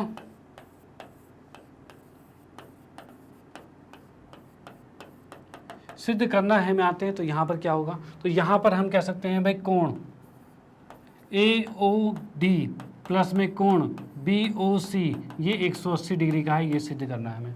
ओके चलो भाई ठीक है। अब उसके बाद आते हैं भाई रचना पर। तो रचना में क्या करेंगे, हम यहाँ से त्रिज्याएं खींचेंगे। और कैसी त्रिज्याएं खींचेंगे, तो यहाँ पर मैं बताऊँ आपको, रचनाओं की बात करें तो यहाँ से हमने एक त्रिज्या इसको यहाँ पर टच करके खींचा, एक यहाँ से ये खींचा, और एक यहाँ से ये खींचा, और एक यहाँ से ये खींचा, ठीक है।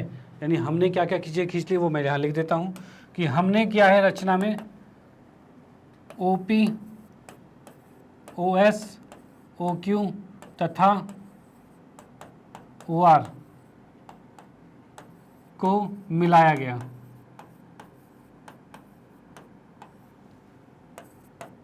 ठीक है भाई, इन तीनों को मिलाया गया, O P O S O R और ओ क्यू को मिलाया गया, ठीक है। अब यहाँ पर क्या था भाई, पी एस आर क्यू ये क्या है, स्पर्श बिंदु है। और एक चीज़ याद रखना, जैसे ही हम केंद्र से किसी स्पर्श बिंदु को मिलाते हैं तो वो स्पर्श रेखा के साथ 90 डिग्री का कोण बनाता है। यानी वो अपने आप हो गया कि ये 90 डिग्री का कोण हो गया, ये 90 का हो गया, ये 90 का हो गया, ये 90 का हो गया, ये सारे 90 के हो चुके हैं। डन। अब इसको मैं यहाँ से मिटाता हूँ भाई, इसको नहीं लेना यहाँ पे, इसका यूज़ करेंगे बाद में, ठीक है। ये चीज़ आ चुका है। अब यहाँ पर हम देखते हैं भाई कोण किस किस तरीके से बन रहा है। तो यहाँ पर एक चीज़ देखिए, अगर मैं आता हूँ भाई सिद्ध में, यहाँ पर आता हूँ, इसमें कहा जाए त्रिभुज कौन सा वाला, ए ओ एस, त्रिभुज ए ओ एस तथा त्रिभुज ए ओ पी, इसकी बात करें, ए ओ एस और ए ओ पी की बात करें तो इसमें क्या चीज़ हुआ। तो यहाँ पे हम देख सकते हैं भाई दोनों त्रिभुज में हम लिखेंगे ए एस बराबर में ए पी है, ठीक है। क्यों भाई, एक ही बिंदु से स्पर्श रेखाएं, एक ही बिंदु से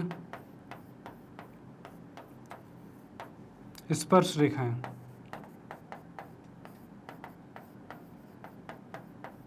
ठीक है भाई, ये आ गया हमारे पास, एक ही बिंदु से स्पर्श रेखाएं हो गया जो ए एस और ए पी बराबर हो गया। डन भाई। अब उसके बाद क्या चीज़ हो गया भाई, और क्या चीज़ बराबर है, तो यहाँ हम देख पा रहे हैं भाई ए ओ बराबर में ए ओ है, इसे कहेंगे उभयनिष्ठ,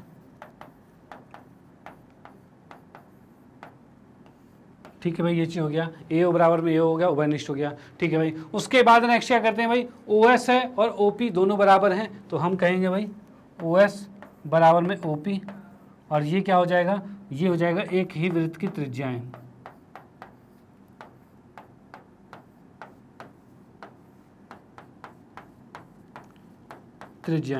ठीक है भाई, एक ही वृत्त की त्रिज्याएं हो गए। अब तीन भुजाएं, दोनों त्रिभुज के तीनों भुजाएं बराबर हो गए, तो भाई ये क्या हो गया, ये तो सर्वांगसम हो गया। तो हम यहां पर लिख सकते हैं तब त्रिभुज ए ओ एस ये सर्वांगसम हो गया है त्रिभुज ए ओ पी के, ये चीज हो चुका है।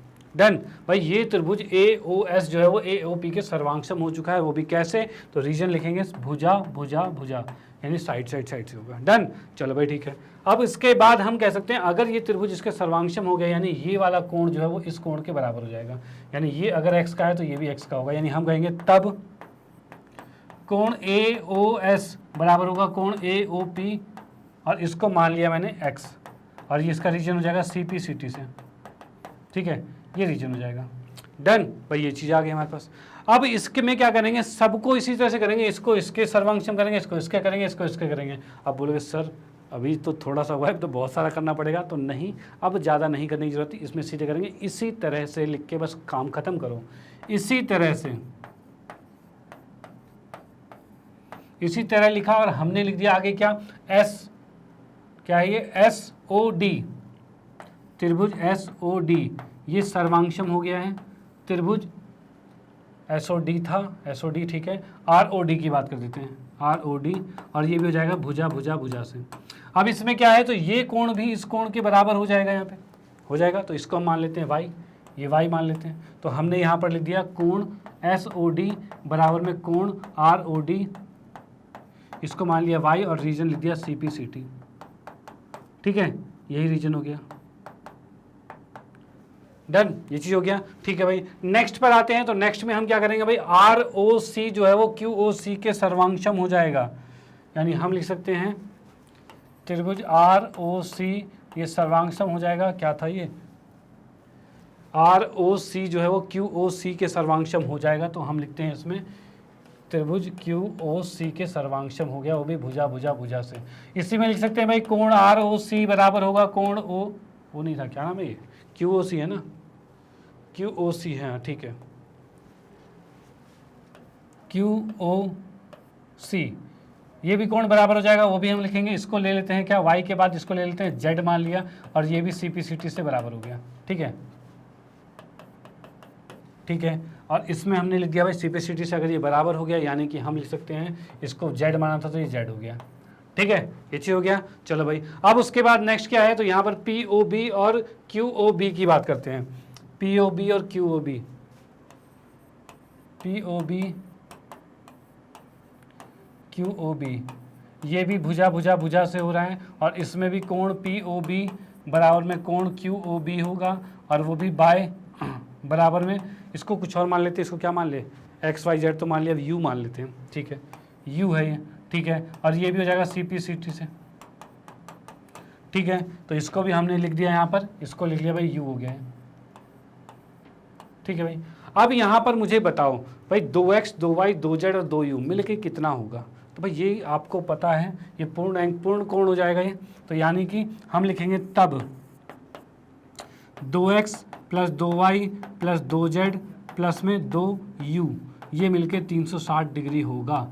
ठीक है, ये पूरा कोण बन जाएगा। ठीक है, अब यहाँ पर हम दो अगर कॉमन ले लेते हैं, तो दो अगर कॉमन ले ले तो क्या बचा, x प्लस में y प्लस में z प्लस में u बचा है, और ये मिलके 360 हो गया है। अब ये दो से अगर मैं इसको काट देता हूँ तो ये 180 हो जाएगा। अब हम देखेंगे x plus Y plus Z plus U. अब देखो क्या चीज़ दिख रहा है आपको, यहाँ पर x प्लस में y और z प्लस में u, ये चीज़ है भाई। x प्लस में y को हम AOD लिख सकते हैं। क्या हमें ऐसा ही कुछ सिद्ध करना था, हमें सिद्ध करना था AOD और BOC 180 डिग्री। तो AOD की बात करें तो वो x प्लस में y है, और BOC की बात करें तो z प्लस में u है। यानी हम इसमें लिख सकते हैं x प्लस में y में लिखेंगे B था ना, AOD है और BOC है, प्लस में कोण BOC, ये आ गया 180 डिग्री, और यही हमें सिद्ध करना था, और ये आ गया इति सिद्धम। और ये आपका पूरे 4 मार्क्स का क्वेश्चन है। डन। तो आप इसका स्क्रीनशॉट यहाँ पर ले सकते हो, और इसका स्क्रीनशॉट यहाँ पर ले सकते हो। ठीक है, और ये क्वेश्चन यहाँ पर समाप्त होता है। मैं बता रहा हूँ ये बहुत ही ज़्यादा इंपॉर्टेंट क्वेश्चन, इसमें जो भी क्वेश्चन करा रहा हूँ ना सैम्पल लेवल में, सारे सबसे ज़्यादा इंपॉर्टेंट वाले हैं। ठीक है, इसके आने के चांसेस बहुत ही ज़्यादा है। ओके, चलो भाई, अब आते हैं इसके बाद फिर हम नेक्स्ट क्वेश्चन पे। अगला क्वेश्चन देखते हैं। तो यहाँ से अब यहाँ पर देखो, इसमें क्या है, ये आ गया क्वेश्चन सेक्शन सी का ही। अब ये आ गया केस स्टडी वाला क्वेश्चन आ गया है। अब इसको देखते हैं किस तरह का क्वेश्चन है। अब यहाँ पर दिखा हुआ है लाइट हाउस एक लंबा टावर है। चलो भाई, लंबा टावर दिख रहा है आपको, लाइट हाउस एक लंबा टावर है। ठीक है, जिसके शीर्ष पर प्रकाश है शीर्ष पर। ये अक्सर द्वीपों में होता है। कोई द्वीप होता है ना, जो बहुत बड़ा समुद्र होता है उसके बीच में द्वीप होता है। ठीक है, उसमें कहीं पर होता है। ठीक है, मान लिया जल सतह पर, तटों पर, चट्टान पर प्रकाश स्तंभ नौवाहन की सहायता के रूप में कार्य करता है। मतलब ये क्या होता है कि भाई समुद्र है, उसके बीच में छोटा सा भाई तो तट सा हो गया, कोई सा द्वीप हो गया, उसमें ये लगा देते हैं कि भाई बाहर से कोई शिप वगैरह नाव आ रहे तो उसको दिख जाए कि वहाँ पर कोई सतह ऊपर है, चट्टान है, चाहे कुछ भी, वो हमें दिख जाता है। ठीक है, उसके बाद ये कह रहा है यह नाविकों, नावों तथा जहाज़ों के खतरे को खतरे की चेतावनी भी देते हैं। मतलब क्या है, ये लाइट हाउस कर वहाँ पर कोई लाइट हाउस है तो वहाँ से चेतावनी दी जाती है कि भाई आगे खतरा है कि नहीं है, वो चीज़ें इंडिकेट की जाती है वहाँ पे। ओके, अब इसके बाद इसने कहा है प्रारंभ में लकड़ी कोयले को दीपक के रूप में उपयोग किया जाता है। मतलब यहाँ पर जो लाइट है ना, वो पहले पुराने ज़माने में यूज़ किया जाता था, लकड़ी का यूज़ करते थे, या फिर दीपक को जलाते थे, उस तरह से यूज़ करते थे, कोयले के दीपक जलाते थे। ठीक है, उपयोग में किया जाता था। पर धीरे धीरे इसकी जगह मोमबत्ती और लालटेन ने तथा बिजली की रोशनी ले ली। मतलब धीरे धीरे क्या हुआ, उसमें इंप्रूवमेंट हुई। तो मोमबत्ती आया, लालटेन वगैरह आए, जिसमें मिट्टी तेल डाल के लालटेन जलाया जाता था, और बिजली की रोशनी आ गई, फिर तो बहुत ही ज़्यादा इंप्रूवमेंट हो गया। ठीक है भाई। आजकल इसे मशीनों ने और रिमोट मॉनिटरिंग से चलाया जाता है। मतलब इसमें क्या किया जाता है भाई, मशीन्स होते हैं वो इसमें मशीन का मतलब एक तरह का यहाँ पर सिस्टम फिट होता है, जो कि वहाँ से हम डायरेक्टली ऑपरेट कर पाते हैं। और वायरलेस पूरा ऑपरेट किया जाता है। वहाँ से सिग्नल सीधे हम यहाँ रिसीव करते हैं और चीज़ों को देख पाते हैं वहीं से कि क्या सिस्टम है, वहाँ पर क्या माहौल है, कितनी हवा तेज़ चल रही है, कितना पानी की लहर तेज़ है, क्या है क्या नहीं है, वो चीज़ें वहाँ पर से हम रिपोर्ट देख सकते हैं। चलो भाई ठीक है। उसके बाद क्या, आजकल इसे मशीन द्वारा चलाते हैं। ठीक है। मुंबई में ब्रोंक्स रीफ लाइट हाउस का निर्माण 1874 और 75 में किया गया था। चलो भाई, उस जमाने में किया गया था। ठीक है। उसके बाद क्या हुआ भाई, यह लगभग 40 मीटर ऊंचा था। ये जो है 40 मीटर ऊंचा था। अब आ रही है मुद्दे वाली बात कि इसकी ऊंचाई जो है वो 40 मीटर है। ठीक है। और इसकी किरण जो है वो 30 किलोमीटर दूरी से देखी जा सकती है। मतलब यहाँ से इसके ऊपर से लाइट होता है ना, वो दूर से देखा जाए तो 30 किलोमीटर दूर से देखी जा सकती है। चलो बहुत बढ़िया। एक जहाज और एक नाव विपरीत दिशा से प्रकाश स्तंभ की ओर जा रहे हैं। मतलब देख रहे हो, यहाँ से नाव इधर जा रहा है और यहाँ से एक जो जहाज है वो इस तरफ जा रहा है, दो चीज जा रहे हैं। ठीक है। लाइट हाउस से नाव तथा जहाज के फ्लैश का अवनमन कोण, मतलब ऊपर से फ्लैश नीचे दिखाया गया, यहाँ से फ्लैश नीचे दिखाया गया। अब जो इनके अवनमन कोण है वो कितने कितने दे रखे हैं, तो 30 और 60। तो यानी ये 30 डिग्री और ये 60 डिग्री है। डन। चलो भाई ठीक है। अब इसने कहा है कि दोनों में से कौन नाव या जहाज प्रकाश ग्रह के निकट है। मतलब कि इनकी दूरी ज्ञात करनी है, इसकी दूरी कितनी है, उसकी दूरी कितनी है, और कौन सा ज़्यादा निकट है, उसके बारे में दिख रहा है। अब बोलेंगे सर हमें तो देख के पता चल गया जहाज पास है। ठीक है। तो भाई वो तो दिख रहा है, लेकिन निकालना भी पड़ेगा भाई, नंबर भी चाहिए ना, तो निकाल के दिखाना पड़ेगा पूरा। तो यहाँ पे पहले तो हम क्या करेंगे, उसको सॉल्व करेंगे। अब देखते हैं भाई उसको सॉल्व करने में क्या है। तो यहाँ पर मैं एक छोटा सा चित्र दोबारा से बना देता हूँ यहाँ पे। तो दोबारा से बनाने में चित्र में क्या हो जाएगा, तो यहाँ हम देख सकते हैं भाई, एक तो हमने बनाया यहाँ पर प्रकाश स्तंभ बनाया। ठीक है। उसके बाद नीचे यहाँ पर बना दिया है, ये बन गया। यहाँ पर नाव है, वहाँ पर शिप है, तो नाव से मैंने यहाँ पर ये खींच दिया है और यहाँ से ये खींच दिया है। ठीक है भाई। उसके बाद इसके अंदर क्या चीज़ है, ऊपर से हमने एक ये खींचा है जो कि होता है, यहाँ से एक अवनमन कोण है जो 30 डिग्री है, और यहाँ से अवनमन कोण जो है वो 60 डिग्री है। ये चीज़ दे रखा है। ठीक है। यहाँ पर क्या है, नाव है, मतलब एन से नाव कर दिया है और एस से शिप कर दिया है। चलो भाई बहुत बढ़िया। और यहाँ पर क्या है, ये आपके पास मीनार था, उसको एम ले लिया, एम से मीनार हो गया। ओके भाई, कोई प्रॉब्लम वाली बात नहीं है। ये ऊपर लाइट हाउस है, उसको एल ले लिया, ये कर दिया। नाम कुछ भी रखते हो भाई, घर की खेती है, कुछ भी नाम ले लो, कोई दिक्कत वाली बात नहीं है। चल भाई आ गया। अब इसके बाद इसको हमें हल करना है, तो हल करने में आते हैं। तो यहाँ पर देखते हैं भाई क्या होगा। तो हल में आएंगे, माना ये मीनार था, क्या था, लाइट हाउस था, नहीं सॉरी लाइट हाउस था। तो माना ये जो हमारे पास दे रखा है प्रकाश स्तंभ लिखा है, प्रकाश स्तंभ जो है की ऊंचाई जो है, इसको हमने माना क्या है, तो दे ही रखा है हमें, प्रकाश स्तंभ की ऊंचाई दे रखी है हमें, तो मानने का कोई हिसाब नहीं बनता इसमें। और ये हमने h लिया है और ये हमें दे रखा है 40 मीटर का है। ठीक है भाई, ये हमें दे रखा है 40 मीटर ऊंचा हुआ है। डन। ठीक है। अब यहाँ पर क्या है, यहाँ पर हमें दिख रहा है ये अवनमन कोण 30 का है, वो 60 का है, तो इस 30 से ये भी कोण 30 का हो जाएगा। तो यानी हम ही लिख सकते हैं कोण LNM बराबर में 30 डिग्री होगा, और कोण LSM ये होगा 60 डिग्री का। और इसका रीजन क्या हो जाएगा, तो इसका रीजन हो जाएगा अंतः एकांतर कोण। तो हम लिख सकते हैं भाई अंतः एकांतर कोण, ये चीज़ होता है हमारे पास। ठीक है। अंतः एकांतर कोण हो गया। तो 30 का ये है, तो 30 का ये भी हमने बना दिया यहाँ पे, और 60 का ये है, तो 60 का ये भी बना दिया हमने। ठीक है। अब यहाँ से हमें देखना है कौन सी चीज़ नज़दीक है। यानी हम सबसे पहले आते हैं त्रिभुज LNM में, इसमें देखते हैं भाई यहाँ पर ये जो दूरी होगी, तो नाव की दूरी होगी, और ये शिप की दूरी होगी। तो पहले नाव की दूरी निकालते हैं। तो इसमें देखते हैं, तो यहाँ पर देखो क्या है, ये दूरी चाहिए और ये ऊंचाई हमें दे रखी है। ऊंचाई कितनी, 40 दे रखी है। ठीक है। ये ऊंचाई हमें 40 दे रखी है, इसको हम h मान लेते हैं, ठीक है। और ये हमारे पास है। अब यहाँ पर हम देखते हैं भाई 10, क्योंकि भाई क्या निकालना है हमें लंब और आधार के आधार पर ही तो निकालना है, कर्ण का तो कोई यूज ही नहीं है, तो ये और यही करेंगे। तो यहाँ पर 10 30 कितना होगा, तो h बटे में nm होगा। 10 30 होता है 1/√3, h का मान है 40 और nm नहीं पता, इसको इधर भेजेंगे तो nm कितना आ गया, 40√3 आ गया, इतने मीटर आ चुका है, ठीक है भाई। क्वेश्चन में कहीं दे रखा है रूट का मान, तो नहीं दे रखा, तो इतना ही रहने दो, इतने मीटर ऊंचा हो गया, डन। अब उसके बाद हम आते हैं दूसरे वाले त्रिभुज में। दूसरा त्रिभुज कौन सा है, तो इधर वाला है, तो त्रिभुज LMS में। भाई LMS जो है इसमें देखते हैं तो क्या होगा। तो इसमें की बात करें तो यहाँ पर हम देखेंगे भाई 10 60 डिग्री, और ये कितना होगा, तो 10 60 हो जाएगा, h बटे में ms होगा, ये होगा, ठीक है। अब 10 60 की बात करें तो ये √3 आ रहा है, और h की बात करें तो h हमारे पास 40 है, और sm तो वही है जो है, ठीक है। इसको उधर भेजेंगे तो क्या हो जाएगा, ये sm हो रहा है, और बराबर में 40 बटे में √3 हो रहा है, ठीक है। इसको परिमेयीकरण किया जाए तो क्या होगा, तो परिमेयीकरण करोगे तो ये √3 आएगा और ये √3 आएगा, और इसको लिख सकते हैं 40√3 बटे में 3 आ रहा है, ठीक है, इतना आ रहा है। अब भाई ये 40√3, ये 40√3 बटे में 3, और यहाँ से हम देख पा रहे हैं, क्या देख पा रहे हैं कि भाई जो शिप है उसकी जो दूरी कम है, इसकी दूरी ज़्यादा है। भाई 40/3 कम ही तो होगा, तो ये कम है और ये ज़्यादा है, तो हम यहाँ पर कह सकते हैं आंसर में हम लिख सकते हैं क्या, ये कहाँ से आ गया, आंसर में हम लिख सकते हैं भाई, क्या था हमारे पास क्वेश्चन, नाव या जहाज, जहाज की दूरी कम है नाव से, ठीक है। ये पहले वाले का आंसर हो गया है, डन।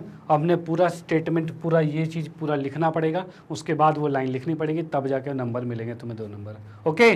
चलो भाई ठीक है। उसके बाद नेक्स्ट क्वेश्चन में क्या कहा जा रहा है, तो नेक्स्ट में कहा जा रहा है नाव द्वारा प्रकाश ग्रह तथा पहुंचने में मिला गया समय ज्ञात कीजिए यदि वह 20 किलोमीटर प्रति घंटे की रफ्तार से गति कर रही है। भाई नाव को क्या कर रहा है, प्रकाश ग्रह तक पहुँचाना है, ठीक है। अब भाई इसकी दूरी हमने निकाल ली है कितनी, 40√3 निकाल ली है, ठीक है, ये आ चुका है। अब इसकी गति जो दे रखी है वो कितनी, 20 किलोमीटर प्रति घंटा, तो यहीं सॉल्व कर देता हूँ इसको, ठीक है। भाई नाव की गति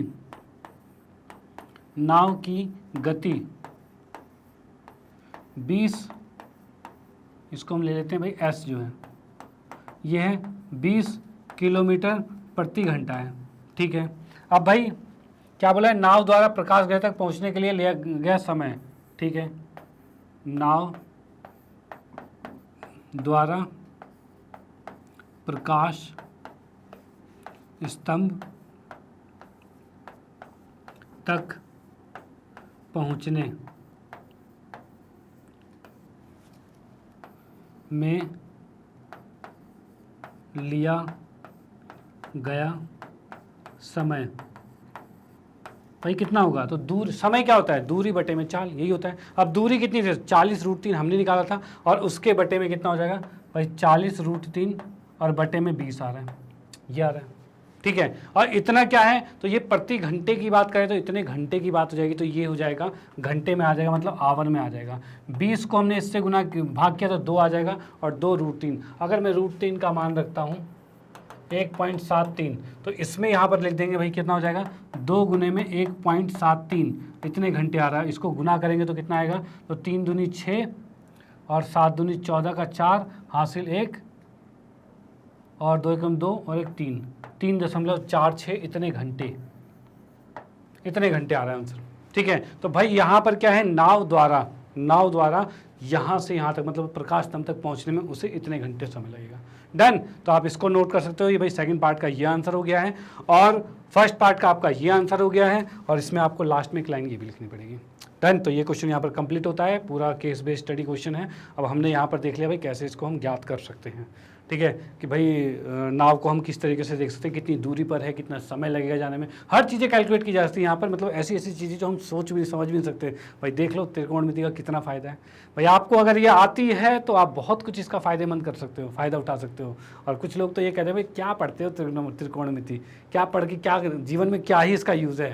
तो बेटा पढ़ोगे, आगे चीज़ें करोगे, आगे अगर कुछ अच्छा करने की कोशिश करोगे तो इसका यूज़ बहुत है, ठीक है। और अगर पढ़ाई करके इसको थोड़ा सा पढ़ा और तब जब पढ़ने की बात थी तब भी नहीं पढ़ा और बाद में क्या ही यूज़ करेगा, ठीक है। फिर तो यही एक स्टेटमेंट होती है कि क्या करेंगे त्रिकोणमिति पढ़ के, क्या है साइन थीटा, क्या है कॉस थीटा, क्या ही करेंगे। तो इसका यूज़ तो बहुत है लेकिन कोई करे तो ना जाने, ठीक है।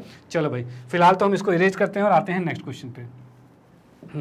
हो सकता है 2 घंटे से ज़्यादा समय हो गया हो। बात यह है कि हमने क्या किया है, बहुत सारी बातें भी की हैं और भाई हर चीज़ें मैं एक्सप्लेन भी कर रहा हूँ तो इसमें समय थोड़ा सा ज़्यादा लगेगा, ठीक है। ऐसा नहीं कि समय के अंदर अंदर हो जाए, तो देखो हो सकता है 2 घंटे के अंदर भी हो जाए, ये भी हो सकता है। देखते हैं नेक्स्ट क्वेश्चन की बात करते हैं।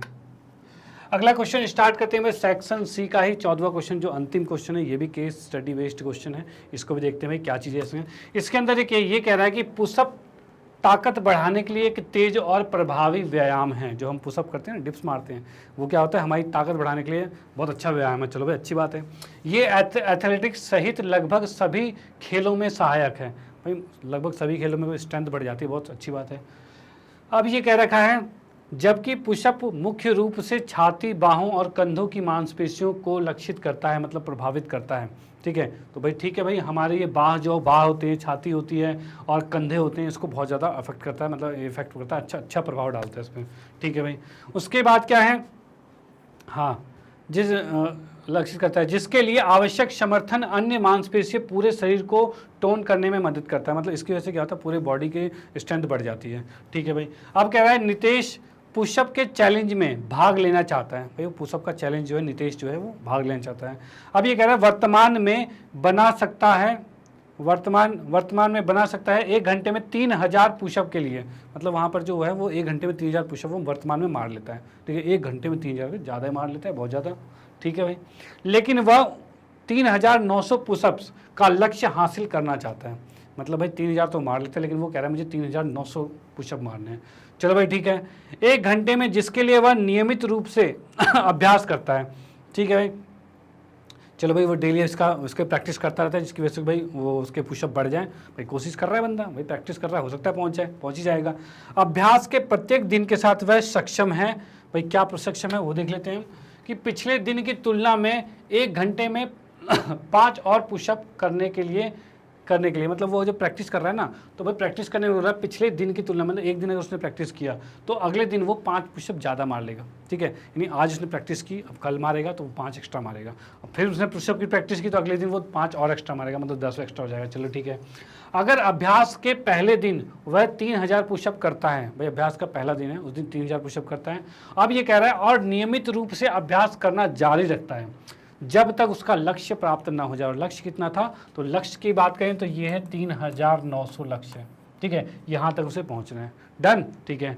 उपरोक्त स्थिति को ध्यान में रखते हुए निम्नलिखित सवालों के जवाब दें। और सवाल के जवाब क्या है, तो यहाँ देखा है प्रतिदिन पुशअप की संख्या का प्रतिनिधित्व करने वाला एक एपी, ये पूरा एपी बना रहा है। एपी मतलब अर्थमेटिक प्रोग्रेशन, यानी समांतर श्रेणी बना रहे हैं, ठीक है, बनाए हैं। और इसके लिए अपने लक्ष्य को पूरा करने के दिन से पहले उसे कितने दिनों तक अभ्यास करने की आवश्यकता है। मतलब मुद्दा यहाँ पर यह है कि इसे 3900 तक पहुँचने में भाई कितना टाइम लगेगा, कितने उसे दिन उसको प्रैक्टिस करना पड़ेगा, तब जाके वो वहाँ पहुँच पाएगा। और आपको बताएं डेली 5 पुशअप ये एक्स्ट्रा बढ़ा लेता है, ठीक है। तो यहाँ पर देखते हैं भाई इसका एपी किस तरह से बनता है, समांतर श्रेणी किस अनुसार बन रही है, तो हम यहाँ देख पाएंगे। पहले दिन इसमें क्या है, तो पहले दिन हम देखेंगे, पहले दिन ये 3000 पुशअप मार रहा था, अगले दिन वो 3005 पुशअप मार रहा है। भाई हर दिन 5-5 बढ़ रहा था ना। उसके अगले दिन कितना होगा, 3010 पुशअप मारेगा, फिर 3015 पुशअप मारेगा। इस तरह से बढ़ते वो 3900 पुशअप मार रहा है, ठीक है भाई। अब यहाँ पे प्रत्येक दिन की स्थिति बता रही है यहाँ पे। अब यहाँ पर हम देख रहे हैं भाई पहले दिन ये था और अंतिम दिन वो है, ठीक है। हमें कुल दिन निकालने हैं। दिन क्या, जो n है ना, इसका n जो होता है, जो पदों की संख्या है, वही बताएगा कितने दिन है, ठीक है। तो यहाँ पर हम देख सकते हैं भाई पहला दिन ये है, दूसरा दिन ये है, तीसरा दिन है, चौथा दिन ये है। और इसके अकॉर्डिंग हम देख सकते हैं पहले दिन में देखो इतना तो उसका था ही, पहले दिन तो ये हो गया, तो इसको रहने देते हैं, ये नहीं आएगा। भाई 3000 तो था ही, पहले दिन वो 3005 पे पहुंच गया, एक दिन कंप्लीट हुआ 3005 पे, 2 दिन कंप्लीट हुआ 3010 पे, तो इसका भी ध्यान रखना पड़ेगा। ठीक है, अब यहाँ पर हम देख पा रहे हैं पहला पद जो है वो 3005 आ गया। ठीक है, उसके बाद डी जो आ गया है वो कितना है, तो वो 5 है, और ए एन जो आ गया है वो है 3900 है। चलो भाई ठीक है, अब हमें निकालना है एन का मान ज्ञात करना है। तो इसके अनुसार ए एन का फॉर्मूला होता है ए प्लस एन माइनस 1 गुने में डी। ठीक है, ए एन की जगह रखा 3900, ए कितना है 3005 है, प्लस में एन माइनस में 1 है, और डी की बात करें तो वो 5 है। चलो भाई ठीक है, इसको हमने गुना किया तो कितना हो जाएगा, तो ये 5n हो जाएगा और माइनस में 5 हो जाएगा, इधर 3900 आ गया। ठीक है, 5 इसमें से घट गया तो क्या बचा भाई, 5 जब इसमें घटेगा तो 3000 ही बचेगा, इसको उठा के इधर ले आते हैं। तो भाई 3900 माइनस में 3000 और बराबर में कितना है, तो बराबर में है 5n। ठीक है, इसको जब हमने माइनस किया तो ये कितना आ रहा है, 900 आ रहा है, तो 900 ही आ चुका है, बराबर में 5n है। 5 से इसको भाग करेंगे तो 900 बटे में 5 आ गया, और यहाँ पर n आ गया, इसको हम भाग करते हैं तो 5 एकम 5 और 5 अट्ठे 40। ठीक है, 180 आ गया, यानी n बराबर में 180 आ गया। यानी उसको कितने दिन प्रैक्टिस करनी पड़ेगी, तो भाई यहाँ पर जो क्वेश्चन था कि भाई अभ्यास क्या कर रहा है, पहले दिन से उसे कितने दिनों तक अभ्यास करने की आवश्यकता है। तो इसका नाम क्या था भाई, नाम कुछ था इसका, पूछोगे एथलीट सही भाग लेते हैं। ठीक है, पुशअप में चैलेंज भाग लेते हैं वर्तमान में, कहीं लिखा था नाम इसका सर,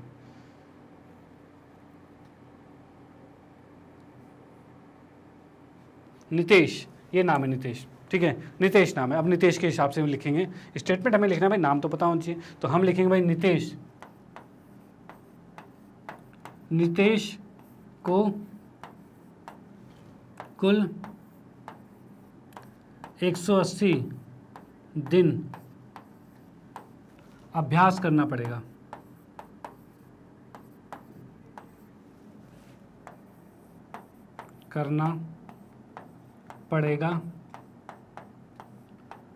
जिससे वह अपने लक्ष्य 3900 तक पहुंच सकता है।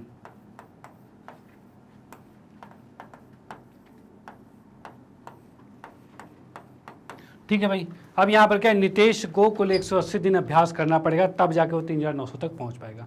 डन, तो आप इसका स्क्रीनशॉट ले सकते हो, और बस ये क्वेश्चन यहाँ पर हमारा समाप्त होता है, क्वेश्चन नहीं समाप्त होता है, पहला पार्ट समाप्त होता है। ठीक है, पहले पार्ट को हमने यहाँ पर समाप्त कर लिया है, और हम आते हैं फिर दूसरे पार्ट पर, कि पहले पार्ट में तो हमने देख लिया भाई इतने दिनों से प्रैक्टिस करनी पड़ेगी, तब जाके वो अपने लक्ष्य 3900 तक पहुँच पाएगा। डन, अब नेक्स्ट क्या है, नितेश द्वारा अपना लक्ष्य प्राप्त करने के दिन तक किए गए पुशअप्स की कुल संख्या कितनी होगी।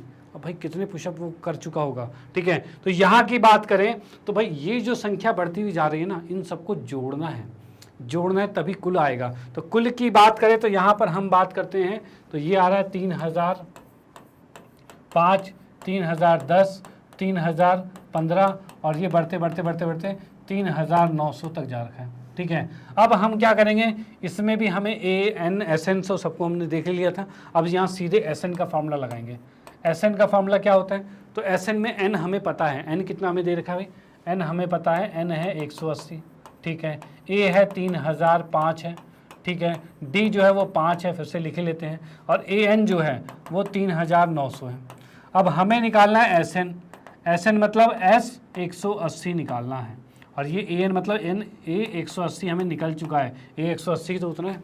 ठीक है, अब इसकी बात करें तो ये क्या होता है, 180 बटे में 2 n/2, भाई ए प्लस में एल होता है, मतलब ए कितना है 3005 प्लस में 3900, ये आ चुका है। इसको 2 से भाग किया तो ये कितना आ जाएगा, 90 आ जाएगा, और इसको लिख सकते हैं 90 गुने में 3000 को इससे जोड़ेंगे तो कितना हो जाएगा, 6905 आ रहा है। ठीक है, ये जी आ चुका है। इसको अगर मैं गुना करता हूँ तो 5 निम 45 का 5 हासिल 4 और 5 4 ही आएगा, कोई दिक्कत नहीं। 9 निम 81 का 1 हासिल 8 और 6 निम 54, और 54 और 8 कितना होगा, 62 लिख दिया हमने। ये आ चुका है। यानी कि वो अपनी जब तैयारी कर रहा था और अपने लक्ष्य तक पहुंचना चाहता था, तो लक्ष्य तक पहुंचने में तब तक उसने इतने डिप्स मार दिए थे। कितने मार दिए भाई इसने? 62,000 नहीं सॉरी 6,21,450 डिप्स, इतने मार लिए उसने, इतने पुशअप वो मार चुका है। ठीक है, तो ये इसके सेकंड पार्ट का आंसर हो चुका है। ठीक है, ये सेकंड पार्ट का आंसर हो चुका है, तो इसका स्क्रीनशॉट ले सकते हो। और ये आपका फर्स्ट पार्ट का आंसर था, इसको हम फर्स्ट पार्ट लिख लेते हैं, इसका भी स्क्रीनशॉट ले सकते हो। और यहाँ से हमारा जो है ये, यहाँ से हमारी जो सैम्पल पेपर जो तीसरा है, सैम्पल पेपर तीसरा हमने पूरा कंप्लीट कर लिया है। एक एक क्वेश्चन को बिल्कुल डीपली किया है, और कहते हैं ना हर चीज़ समझा के करता हुआ गया हूँ। हो सकता है थोड़ा टाइम ज़्यादा लग गया हो, कोई बात नहीं, लेकिन फिलहाल ये है कि आपको मैंने हर कंसेप्ट को क्लियर करवाया है। और तुम्हें मैं श्योरिटी देना चाहता हूँ कि भाई ये वाले जो क्वेश्चन जो मैंने सेटअप किए हुए हैं ये मोस्ट इंपॉर्टेंट है। ठीक है, ये मोस्ट इंपॉर्टेंट है, इससे और जो कहते हैं ना इससे ख़राब क्वेश्चन नहीं आ सकते, कहा जाए तो इससे कोई एडवांस क्वेश्चन नहीं आ सकते। यही आपका कहते हैं सबसे बेस्ट वाला है। तो इसको अगर आपने आखिरी तक देख लिया तो भाई कह रहा हूँ कन्फर्म वाली बात है कि आपके मार्क्स बूस्टअप होने वाले हैं। ठीक है, आगे भी कुछ सैम्पल पेपर लेके आने वाला हूँ मैं। ठीक है, तो उनको भी पूरी सीरीज़ को देख लेना, जिससे कि आपको कभी भी ऐसा नहीं लगेगा भाई ऐसे क्वेश्चन हमने नहीं देखे, कुछ नया पेपर में आ गया है। ये क्वेश्चन अगर आपने कर लिए तो वो क्वेश्चन तो और बिल्कुल ईजी आपको लगने वाले हैं। डन, चलो भाई ठीक है। और बाकी मैं आप लोगों को बताना चाहता हूँ मैग्नेट ब्रेन के बारे में। तो मैग्नेट ब्रेन एक ऐसा प्लेटफॉर्म है जो आपको प्रोवाइड करता है केजी से लेकर 12th क्लास तक के सभी विषयों के कंप्लीट वीडियो कोर्स, वो भी फ्री ऑफ कॉस्ट। और मैग्नेट ब्रेन ने हिंदी मीडियम में भी कोर्सेज को लॉन्च कर दिया है, जो कि 6ठी से 12वीं कक्षा के सभी विषयों के कंप्लीट वीडियो कोर्स आपको प्रोवाइड किए जाते हैं, जो कि आप इसका फ़ायदा उठा भी रहे हैं। और मैं इस चीज़ में आपको एक और चीज़ कहना चाहता हूँ कि भाई इन चीज़ों को आप अपने फ्रेंड सर्कल में, रिलेटिव में, या फिर कोई भी जान पहचान में जो इन कक्षाओं में पढ़ते हैं उनको ये चीज़ें सजेस्ट कर सकते हो, जिससे कि उनका भी फ़ायदा हो। ओके, चलो भाई इसी के साथ मिलते हैं नेक्स्ट वीडियो में। Okay bye, thank you.